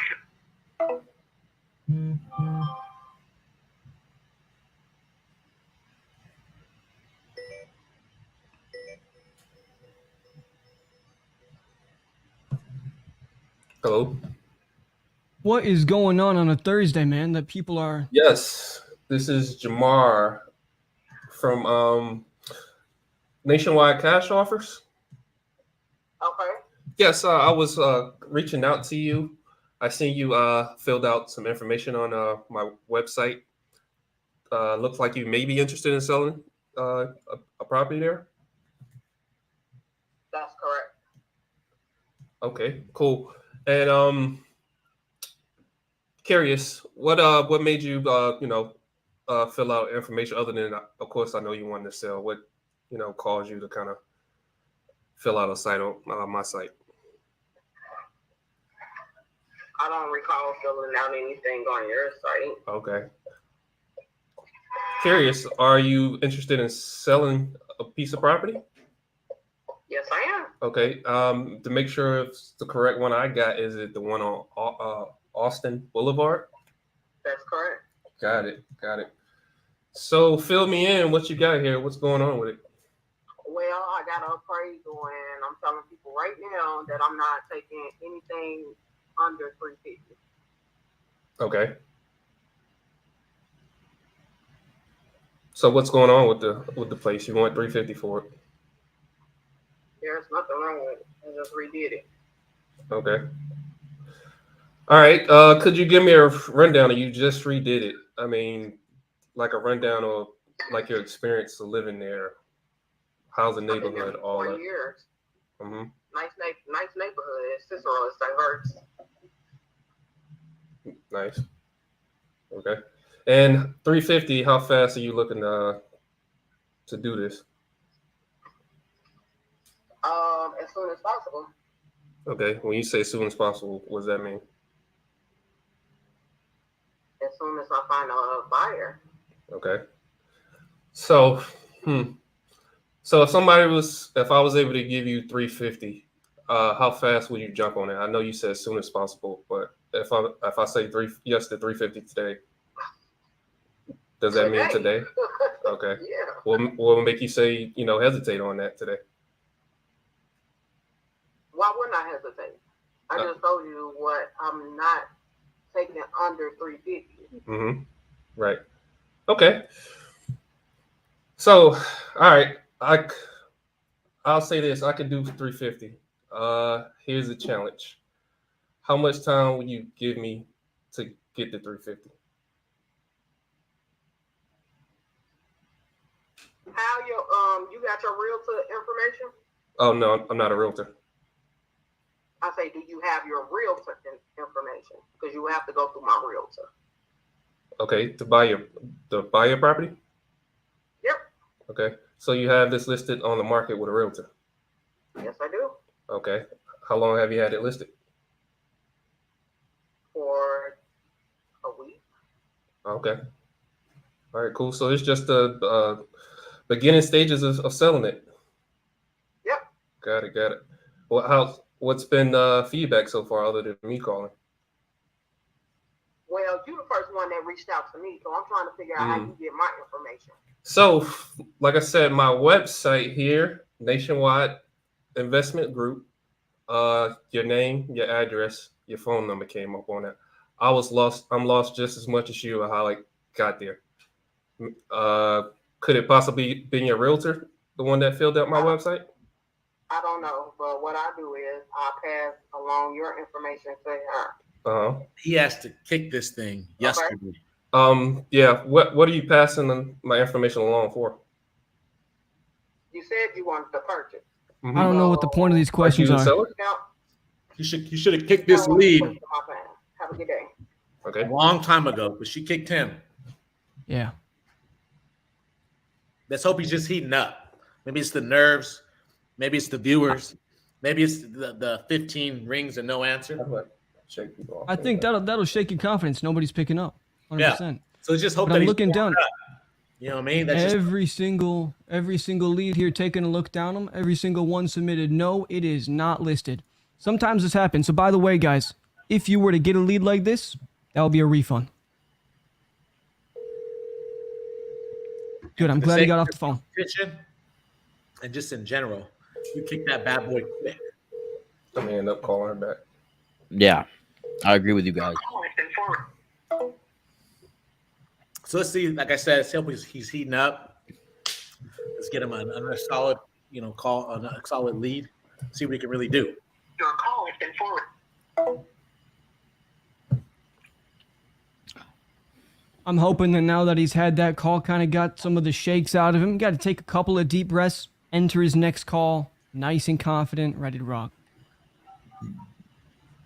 She said that bad boy is on the market. Whew. Boy. Do you have anything else you might want to say? Okay, you have a wonderful day, man. God bless you. You hop off. All right, you've reached the next shelf.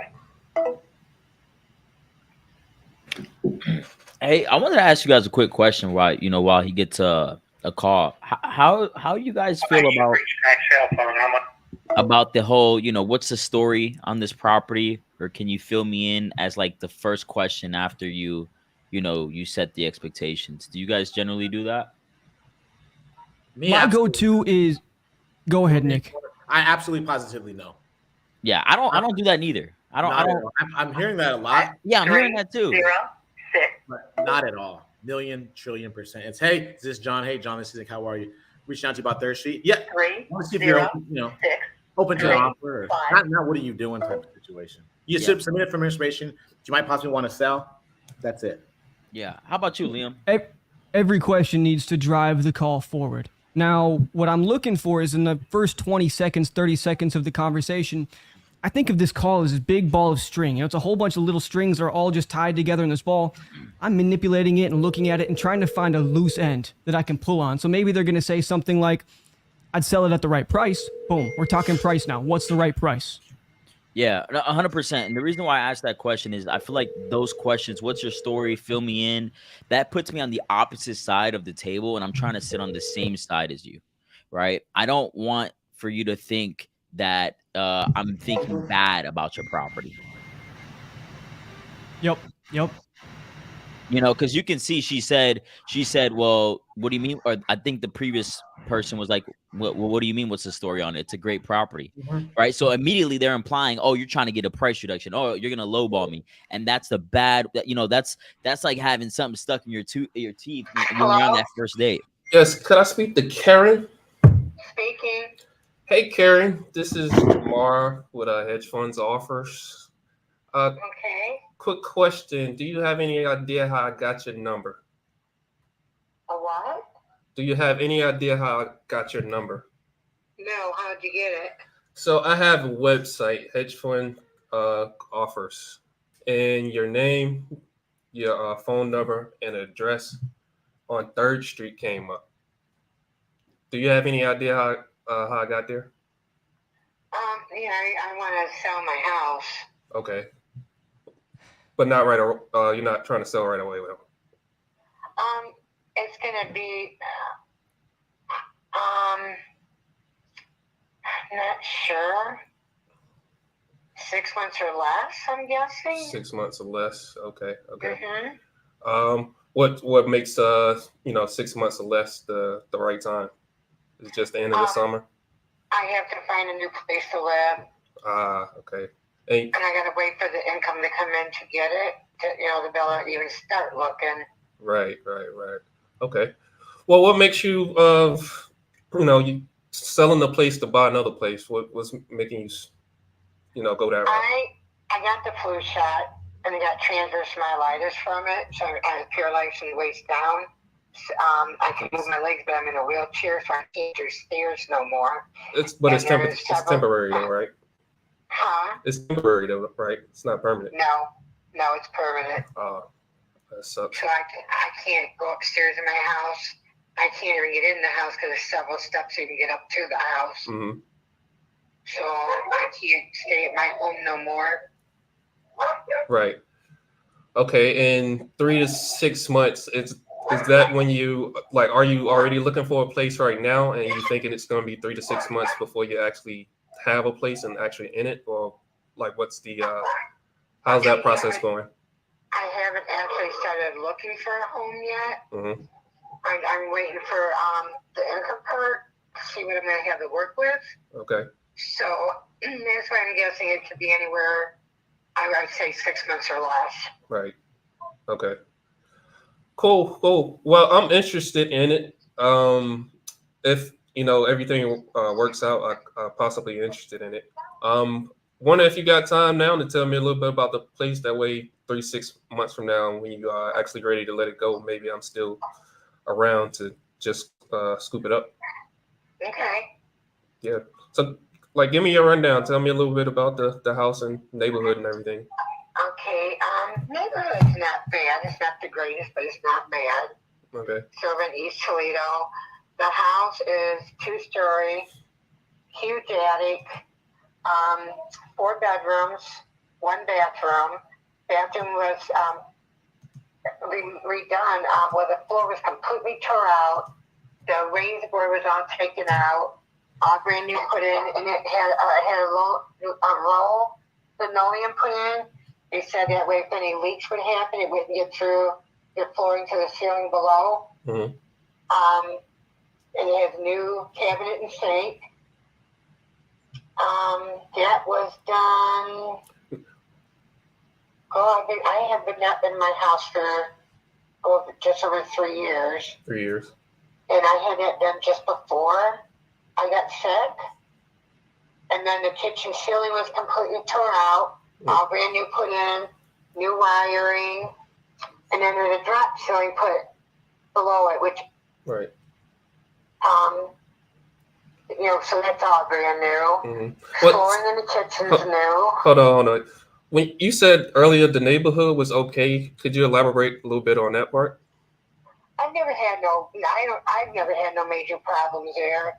I know there's some people living across the street that I haven't heard of them really bothering anybody, but their area looks sloppy. Yeah, they got several cars out in the street, and they're not the greatest looking, I guess. I haven't really seen, mm-hmm. But people that are rent, they come and go pretty fast. So right. Next 3 to 6 months, it could be a whole new set of people there. Okay. Now, on my house, on both sides of the house, is an empty lot. Well, the one side I bought, and I have it all fenced into with my property. And on the other side, the city's selling that property for $100. So if somebody wanted it for more land, that would be great. And then the house next to that empty lot My neighbor passed away a few years ago, and their family's just letting the house go. So Right. I imagine it's probably either going to get sold for practically nothing, or Right. they're going to just have it. It's just going to be torn down. Right. And I understand, you in a terrible position. I know you told me you're kind of paralyzed. How long ago, has that happened? That your injury happened?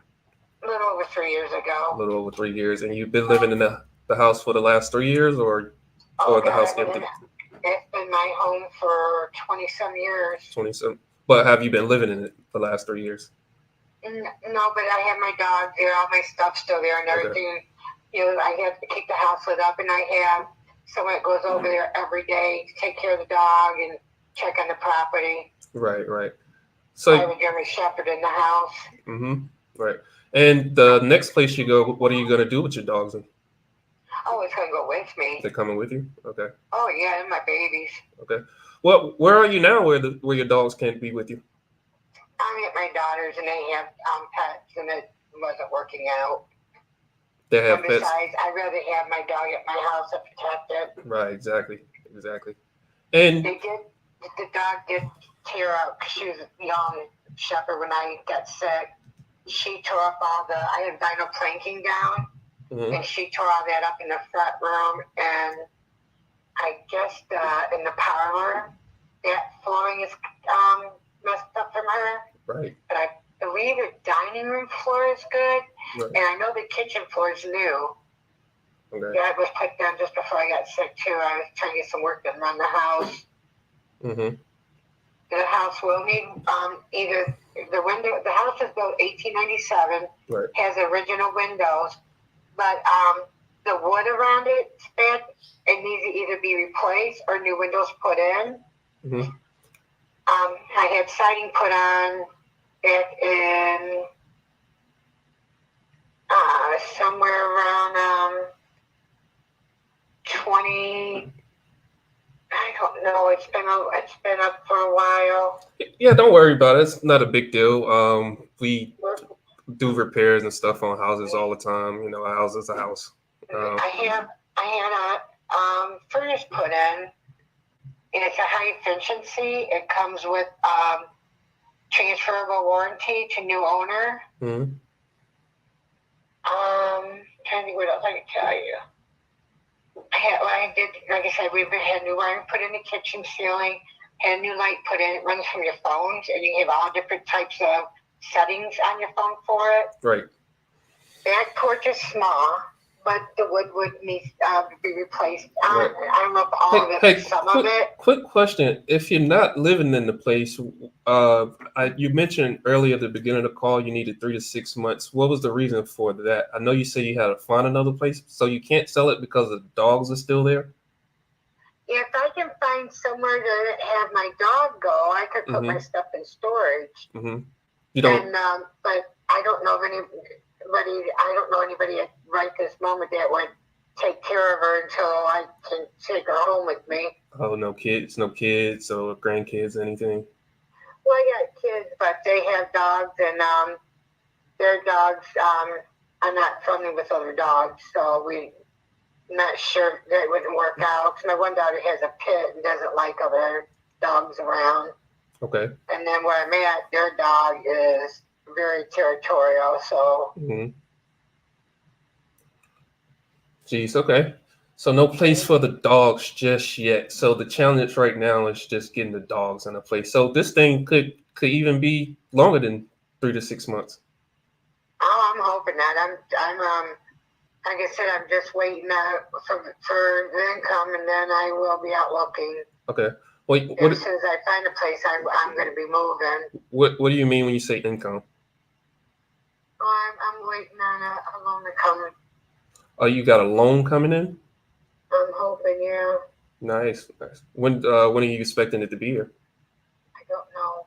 Don't know. I don't know. No clue. A loan like a mortgage loan? I'm just going for a loan.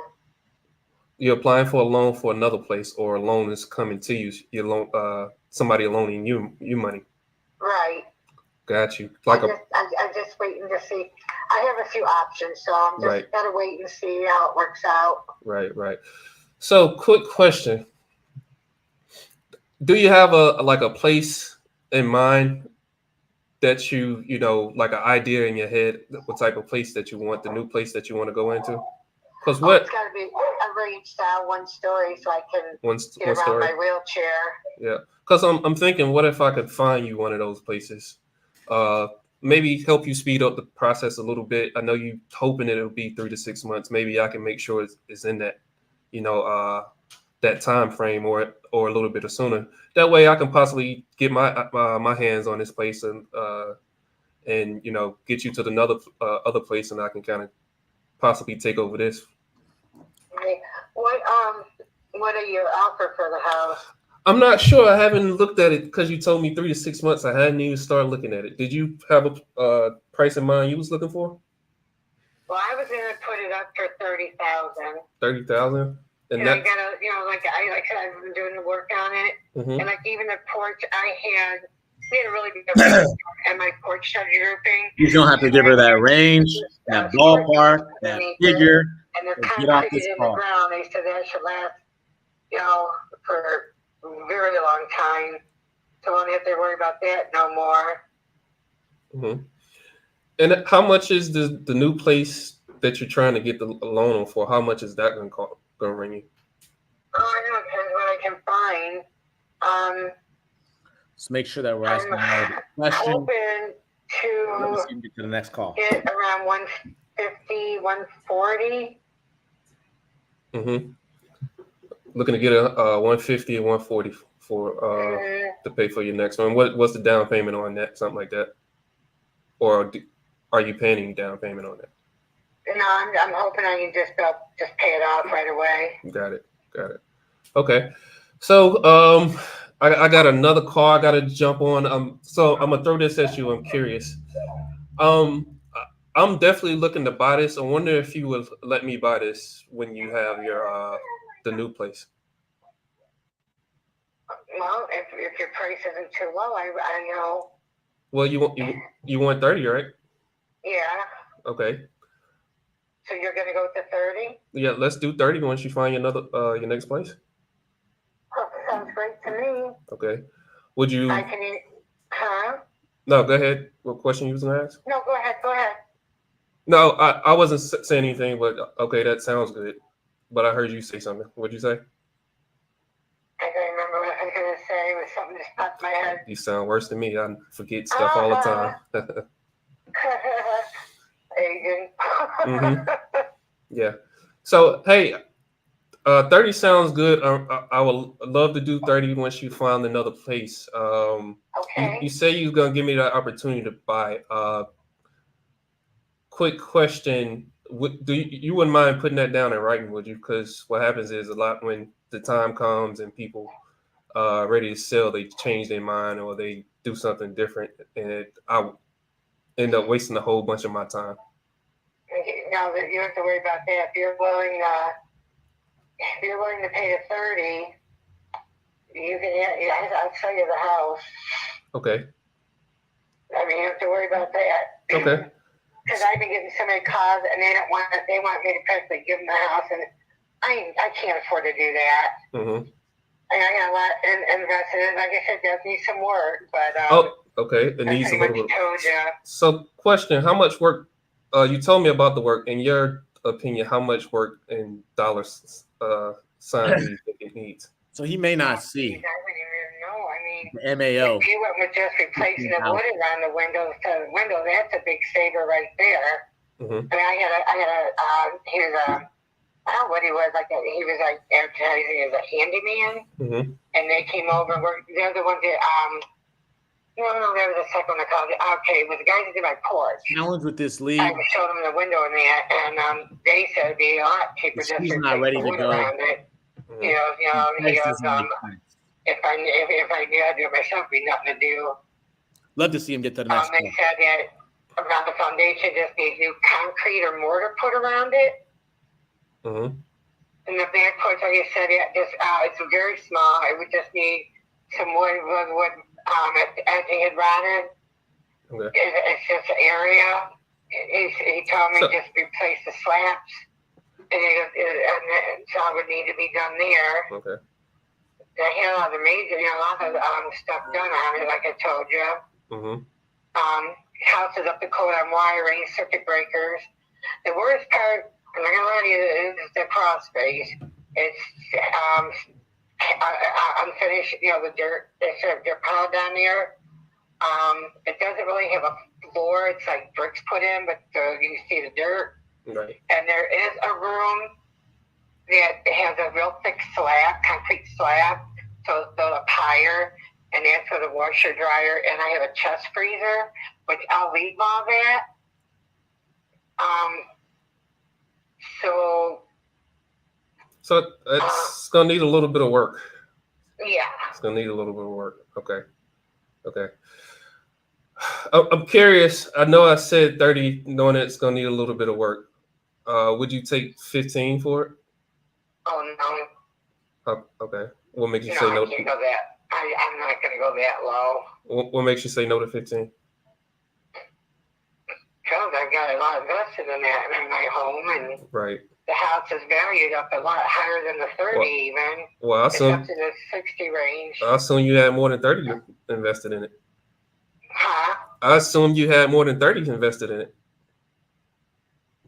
Well, I think I just felt half of what it was worth is fair, being that the windows got to be fixed and stuff like that. Mm-hmm. So I thought that would be a fair price, being that they're going to invest, fixing the windows and flooring. So what I'm looking at is, maybe you can help me out. So what I'm looking at are houses that are selling for 35 in fixed up shape that don't have those type of things. So that's why once you start telling me more about the stuff that needs fixed up, that's why I'm wondering, what if we can just split it in half and I come in at 15. I have a mortgage on it I got to pay up too. It's a little over 14. A little over 14. Okay. Mm-hmm. Okay.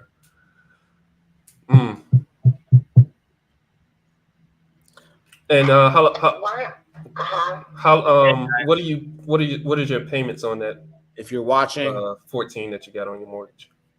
Okay, with the he's not ready to go. Taxes, payment of price, the mortgage, and what's the other thing you put all together? Biggest Taxes, suggestions. payment. Get It's to the next week. I can't remember the other item. I've been asked this before. It was $385. 385. What you're paying a month? Okay. Yeah. Okay. Cool. Okay. What if I can? I don't know if I can even do this because I'm playing around with the numbers, knowing that it's going to. What is the time he has left? Instead of me trying to give you a whole 4 minutes, 30 grand, or give you. I want to message him because he might be able to get one fresh call in. What if with we 3.5 just leave minutes? the mortgage where it is, and I just put, I don't know, $2,500 in your pocket? What do you mean leave the mortgage? Just don't mess with the mortgage. Just leave the mortgage where it is, and I give you $2,500. Okay, I'm not quite understanding. So you're saying for me to pay off the mortgage? No. Let's not pay off the mortgage. Let's just leave the mortgage where it is. It's $300 you're paying. It's not that much amount of money. I'll take the $300 and something and I'll pay the mortgage.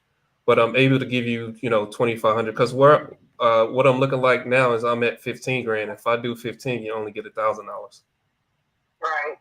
At least if we leave the mortgage, I don't have to come up with $15,000. So I can give you an extra $1,500, $2,000.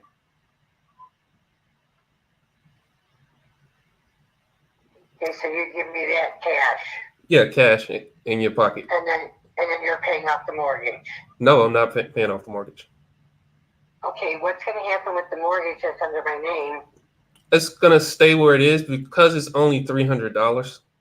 Why not just keep paying $300? Okay. So you want me to keep paying? No, the no, mortgage no, if you say no, you're paying- no. I'm not understanding you. I'll pay the $300. I'll pay your mortgage. Okay, so how do you do that though? If it's in my name, do you Well, you know, well, we just set up with a third party company. What they do is I pay them, they will pay your bank. And they will send notifications out to you, the bank, and me and everybody else to verify that everything is on the up and up. Okay. What are your thoughts about this right now? I'm just not used to all this. This is all new, trying to figure out which the best way to do everything. Right. Okay, so you're gonna give how much cash on top of that? $2,500. That'll be cash to you in your pocket. The mortgage is gonna stay in place, and I'm gonna make the mortgage payments for you. What this allows me to do is to come in and just do the repairs. I don't have to come out of pocket like a whole $15,000. Okay. So now the $15,000 that I was gonna give to pay the mortgage and everything off, I can use it into the house. Does that make sense? Kind of if you're going over the 30 I was asking for, aren't you? No. Because you said 25 cash? I don't think she understands the term. Yes, $25,000. I mean, $2,500. Yeah. You're including the mortgage price in that? Am I including the mortgage price in that? What the mortgage is? The mortgage is 14. You told me, right? I believe it's down to 14. 14. Yeah. So the 14 is staying in place, and what's happening is I'm giving you $2,500, $2,500. Oh, I'm okay. I thought you said 2,500 cash. Okay. Yeah, 2,500 cash. I mean 25,000. I was thinking. No, maybe I mixed that up saying that. I sometimes Okay. get those numbers, get that twisted up. So you're offering.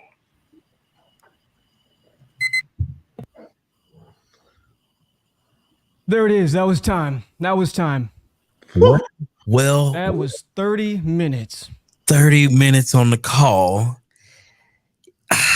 Man, the comments were brutal. Listen, and all I can say is that was a lot of things that I'd never seen before. I'd never seen some of those strategies ever used. But at the end of the day, it sounds like he was getting some traction with the lady. But that was different. The judges are scoring, and I am extremely, extremely interested to see exactly what they think about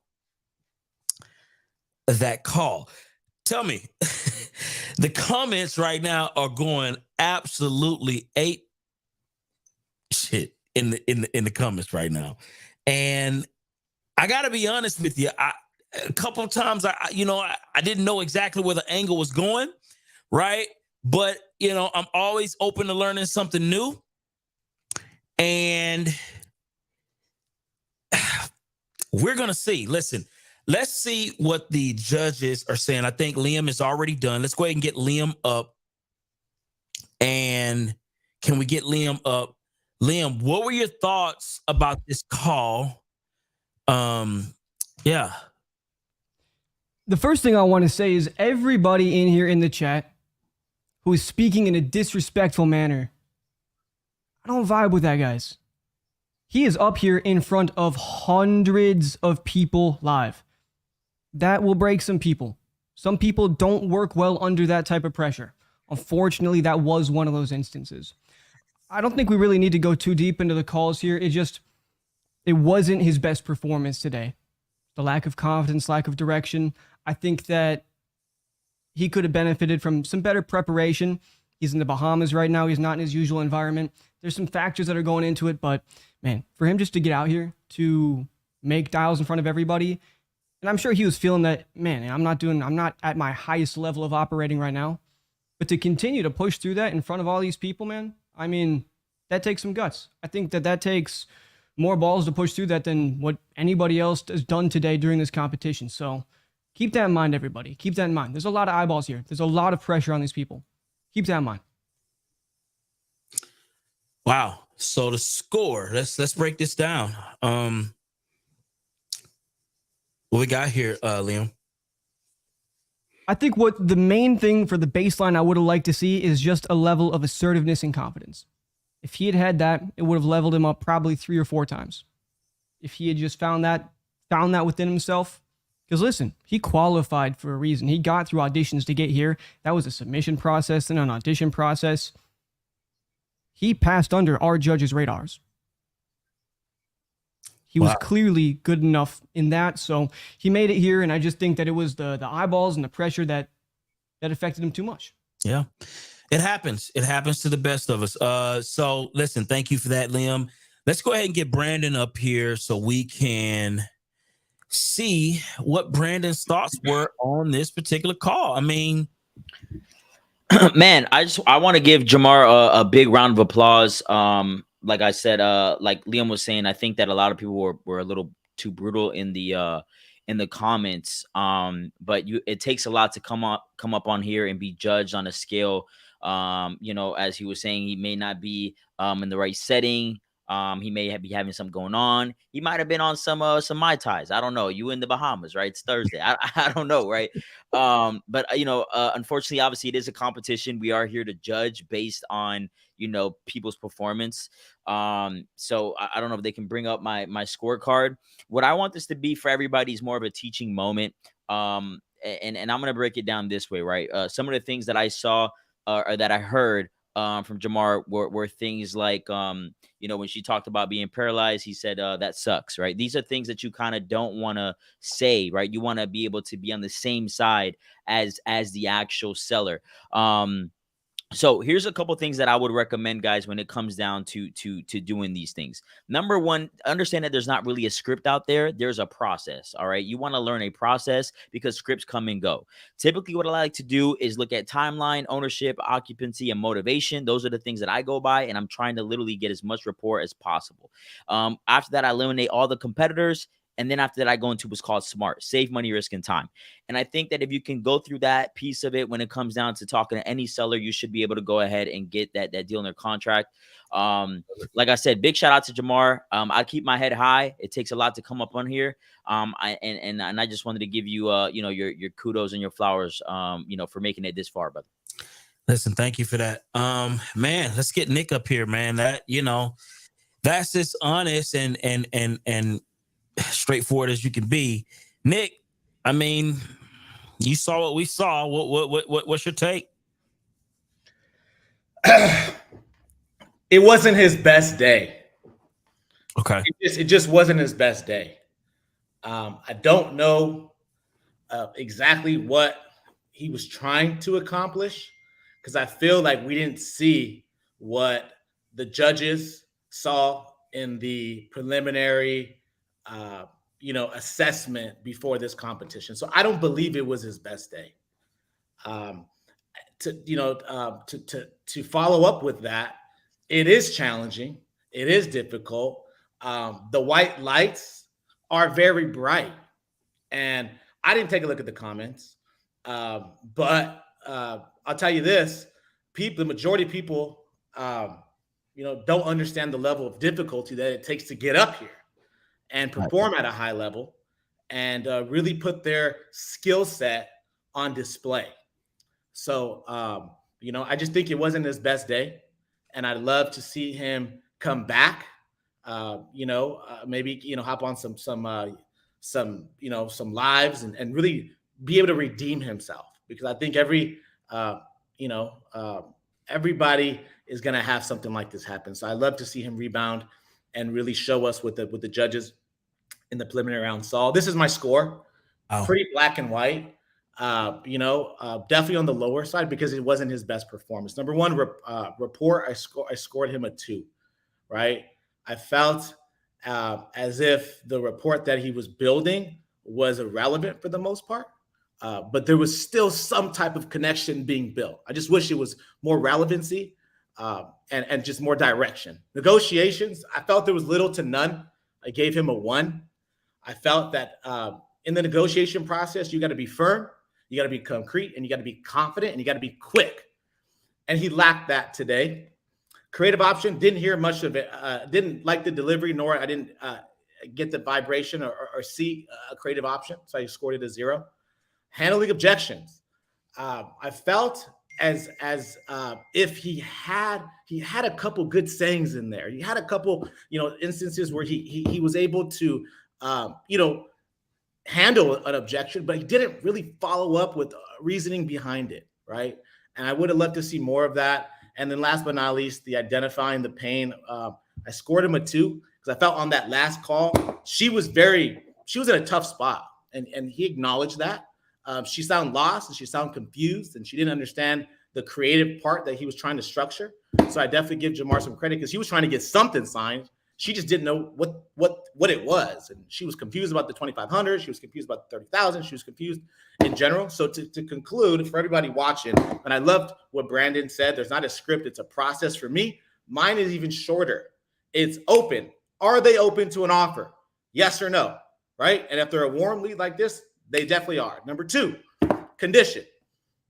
You could dictate that in 2 places, cosmetic or heavy repairs. That's going to justify why you have to be so low, cosmetically or heavy repairs. And then last but not least, your process. We can buy an as-is condition, no fixing, no repairing, no maintenance, no real estate commissions. And we're going to be at about 14,000 cash. Would that work for you, Mr. Seller? And then guess what? You shut up and let them answer. Typically, the first person who talks loses. So I would love to hear him just say, hey, I got to be at about, the MAO on that last one was like 15,000. I would love to hear him say, hey, I got to be at 15,000 cash. I can close here and there. Would that work? And she would have probably said no. And plus she needed a lot of time and he could have moved on to the next call. So in conclusion, Jamar, I'm going to give you a round of applause because I know what it's like. I know the lights are very, very, very bright. It just wasn't your best day. I would love to hear, to see you come back. And I want to see what that best day looks like, man. So, All right. Man, well, Jamar, let's get Jamar up and get his take on this. Thank you so much for that, Nick. I mean, that was a phenomenal breakdown. And thank you for that educational piece as well, Nick. Shout out to you for that. Jamar, man, what are your thoughts? I mean, the points are the points. That first call, definitely a little, I wouldn't say nervousness, kind of caught me off guard when she called in. I was scrambling, trying to find the address and everything. So it was a little bit of that stuck me. And once it stuck me, I couldn't recover on that first call. But the second lady, I was going for an option because she did tell me she didn't want to sell to 3 to 6 months. And most people would follow up with her. What I like to do is create an option. Hey, she wants to sell it. She wants to sell it for 30,000. Why don't I get an option? And I got 6 months, 3 months to try to find a buyer for 30,000. So that's how I was initially going after her. And then I seen the MAO and all that stuff, and I went in. I got tunnel vision in on that, trying to get her at 15,000. So well, that's pretty much what happened. But hey, it is what it is. Are you going to be following up on that last call? You think you got some traction there? Sir. Yes, sir. I'm trying to see anybody that's in Ohio. I'm not in Ohio. I don't virtually wholesale. I stay in. I mean, that's why my offer was going to be the way it was, which was an option because I do deals in Georgia, Atlanta. So that I would have held on to it and found a buyer. Cool deal. Well, here's the deal, man. Thank you so much for that, Jamar. Oh, man. Appreciate it. Listen, man, this has been a phenomenal competition, you guys. And this is what it's all about. This is what it's all about. We put it all on the table, right? We show up nervous. We show up sometimes over-prepared, sometimes under-prepared. But at the end of the day, the scores are the scores and the contracts will dictate the winners and the losers. And that's what makes this great. But I want to let you guys in on something that, like one of the best kept secrets in the industry when it comes to marketing. If you're not working, with the best, you're not playing the game to win. This is a fact. Okay. So if you're getting emails, if you're getting ads, SMS messages from the Closers Olympics, okay, it is thanks to our team and our sponsor, Mike Walsh from uprankpro.com. uprankpro.com. And we're not the only ones that's working with this guy, because listen, it's a lot of the top industry leaders in this space who can pretty much lay out exactly why they work with Mike Walsh on a day-to-day basis with Uprank Pro. And listen, we got a video. I don't even want to talk about it. I want to let the facts and the deets speak for itself. We had this video. People know that I respect you that much that we've turned down some of the biggest requests to speak, and I'm still showing up for Michael Walsh. Michael Walsh is the man. He built my funnel. For my good friend, Mike Walsh. Michael Walsh and the whole team absolutely crushed it for us. To Angela and Michael Walsh for helping us grow our business. With his team, has really elevated our entire organization. And he knows what he's doing. You tell him what you want, he's going to do it. He's a pro. In the event space, funneling traffic space, marketing space. Just super appreciative and grateful for the Uprank team with Michael and Angela, and all that they do and they've done for us and me in the past. Bro, I admire you. I respect you. I know you care about community. You guys are building your own. It is so freaking fun to watch. And it's why we said yes to this, bro. Not only because you're freaking cool, but because of what your values are, man.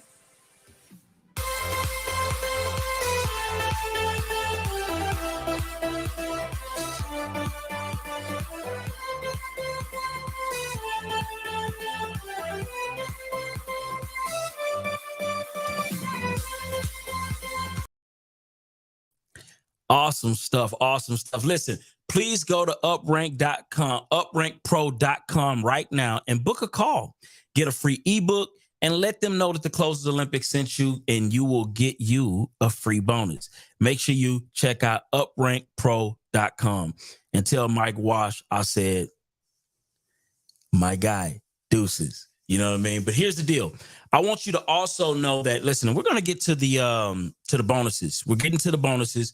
But before we do that, I want to also let you know that the early bird tickets are still available. They're still available. Make sure you pick up your early bird tickets for the great price that we got them for. Plus, you get the 50 plus hours like we talked about before.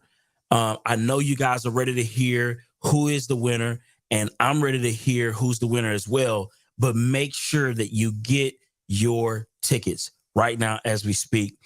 Get that bundle real quick. But here's the deal. We got a winner. We got a winner, and I'm pretty sure some of you guys already know who this winner is. Awesome display of skill set without commission breath. That's amazing. That is what really, really set him apart for me. And I just want to announce my guy,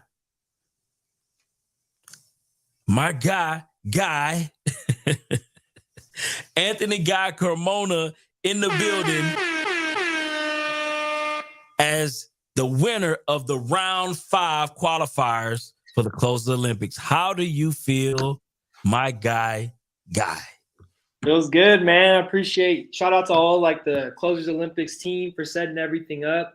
Yeah, it's been fun. That was terrifying. I usually don't put myself out there and do these kind of things. So that was definitely a new experience. But yeah, I mean, shout out to the rest of the competitors as well. It's so tough being out here for sure. Yeah, I'm glad I got to do this. I want to do this more often. The reason I did this was because I wanted to like connect with more people in the industry and you know, start doing that and putting myself out there for sure eventually. Like I said, when I was calling like in Q4, that was tough. So I'm still playing like catch up for that. And if I can connect with anyone, you know, who kind of like needs help closing or who's got leads and we can make a deal work together, like I'm willing to work, I'm willing to learn, I'm hungry. Yeah, here's my info. I'm not sure if you can see that. Let me see. There, my Instagram. That's my phone number. Reach out to me. Let's connect. Let's make something happen. I'm hungry. I want to go. I love it, man. Listen, it was an absolute pleasure watching you do your work, man. Listen, next up, we got my guy, Nayman, coming up. What's going on, my guy? What up, Byron? How you doing, dog? Nayman, man. Listen, man, what did you think? It was interesting watching a couple guys, because I know I'm going to be competing against one of these winners, and so Guy did a good job. I know he said he's low key and all that, but the low key's got to go. The main stage is coming, man. You got to be lined up against some straight killers in the next round. But I was just happy to get on here and support the Closer Olympics community, man. I'm all about service and impact and adding value, and so I was just happy to get on here and add value to this event. Love it, man. What do you think is going to take place July? Oh, dude, we're going to get on there. We're going to freaking try to kill each other. It's going to be fun. I know I can't wait for, things to start really heating up now. Now that we got the full roster, lined up, it's going to be fun. We got a lot of trash talkers that are in this because we're all sales guys. So it's going to be a lot of fun, man. I'm just glad that we got another good person that can add value to the event. I love it, man. This was phenomenal, man. Let's get my guy Liam in the building because he has a special announcement. What we got?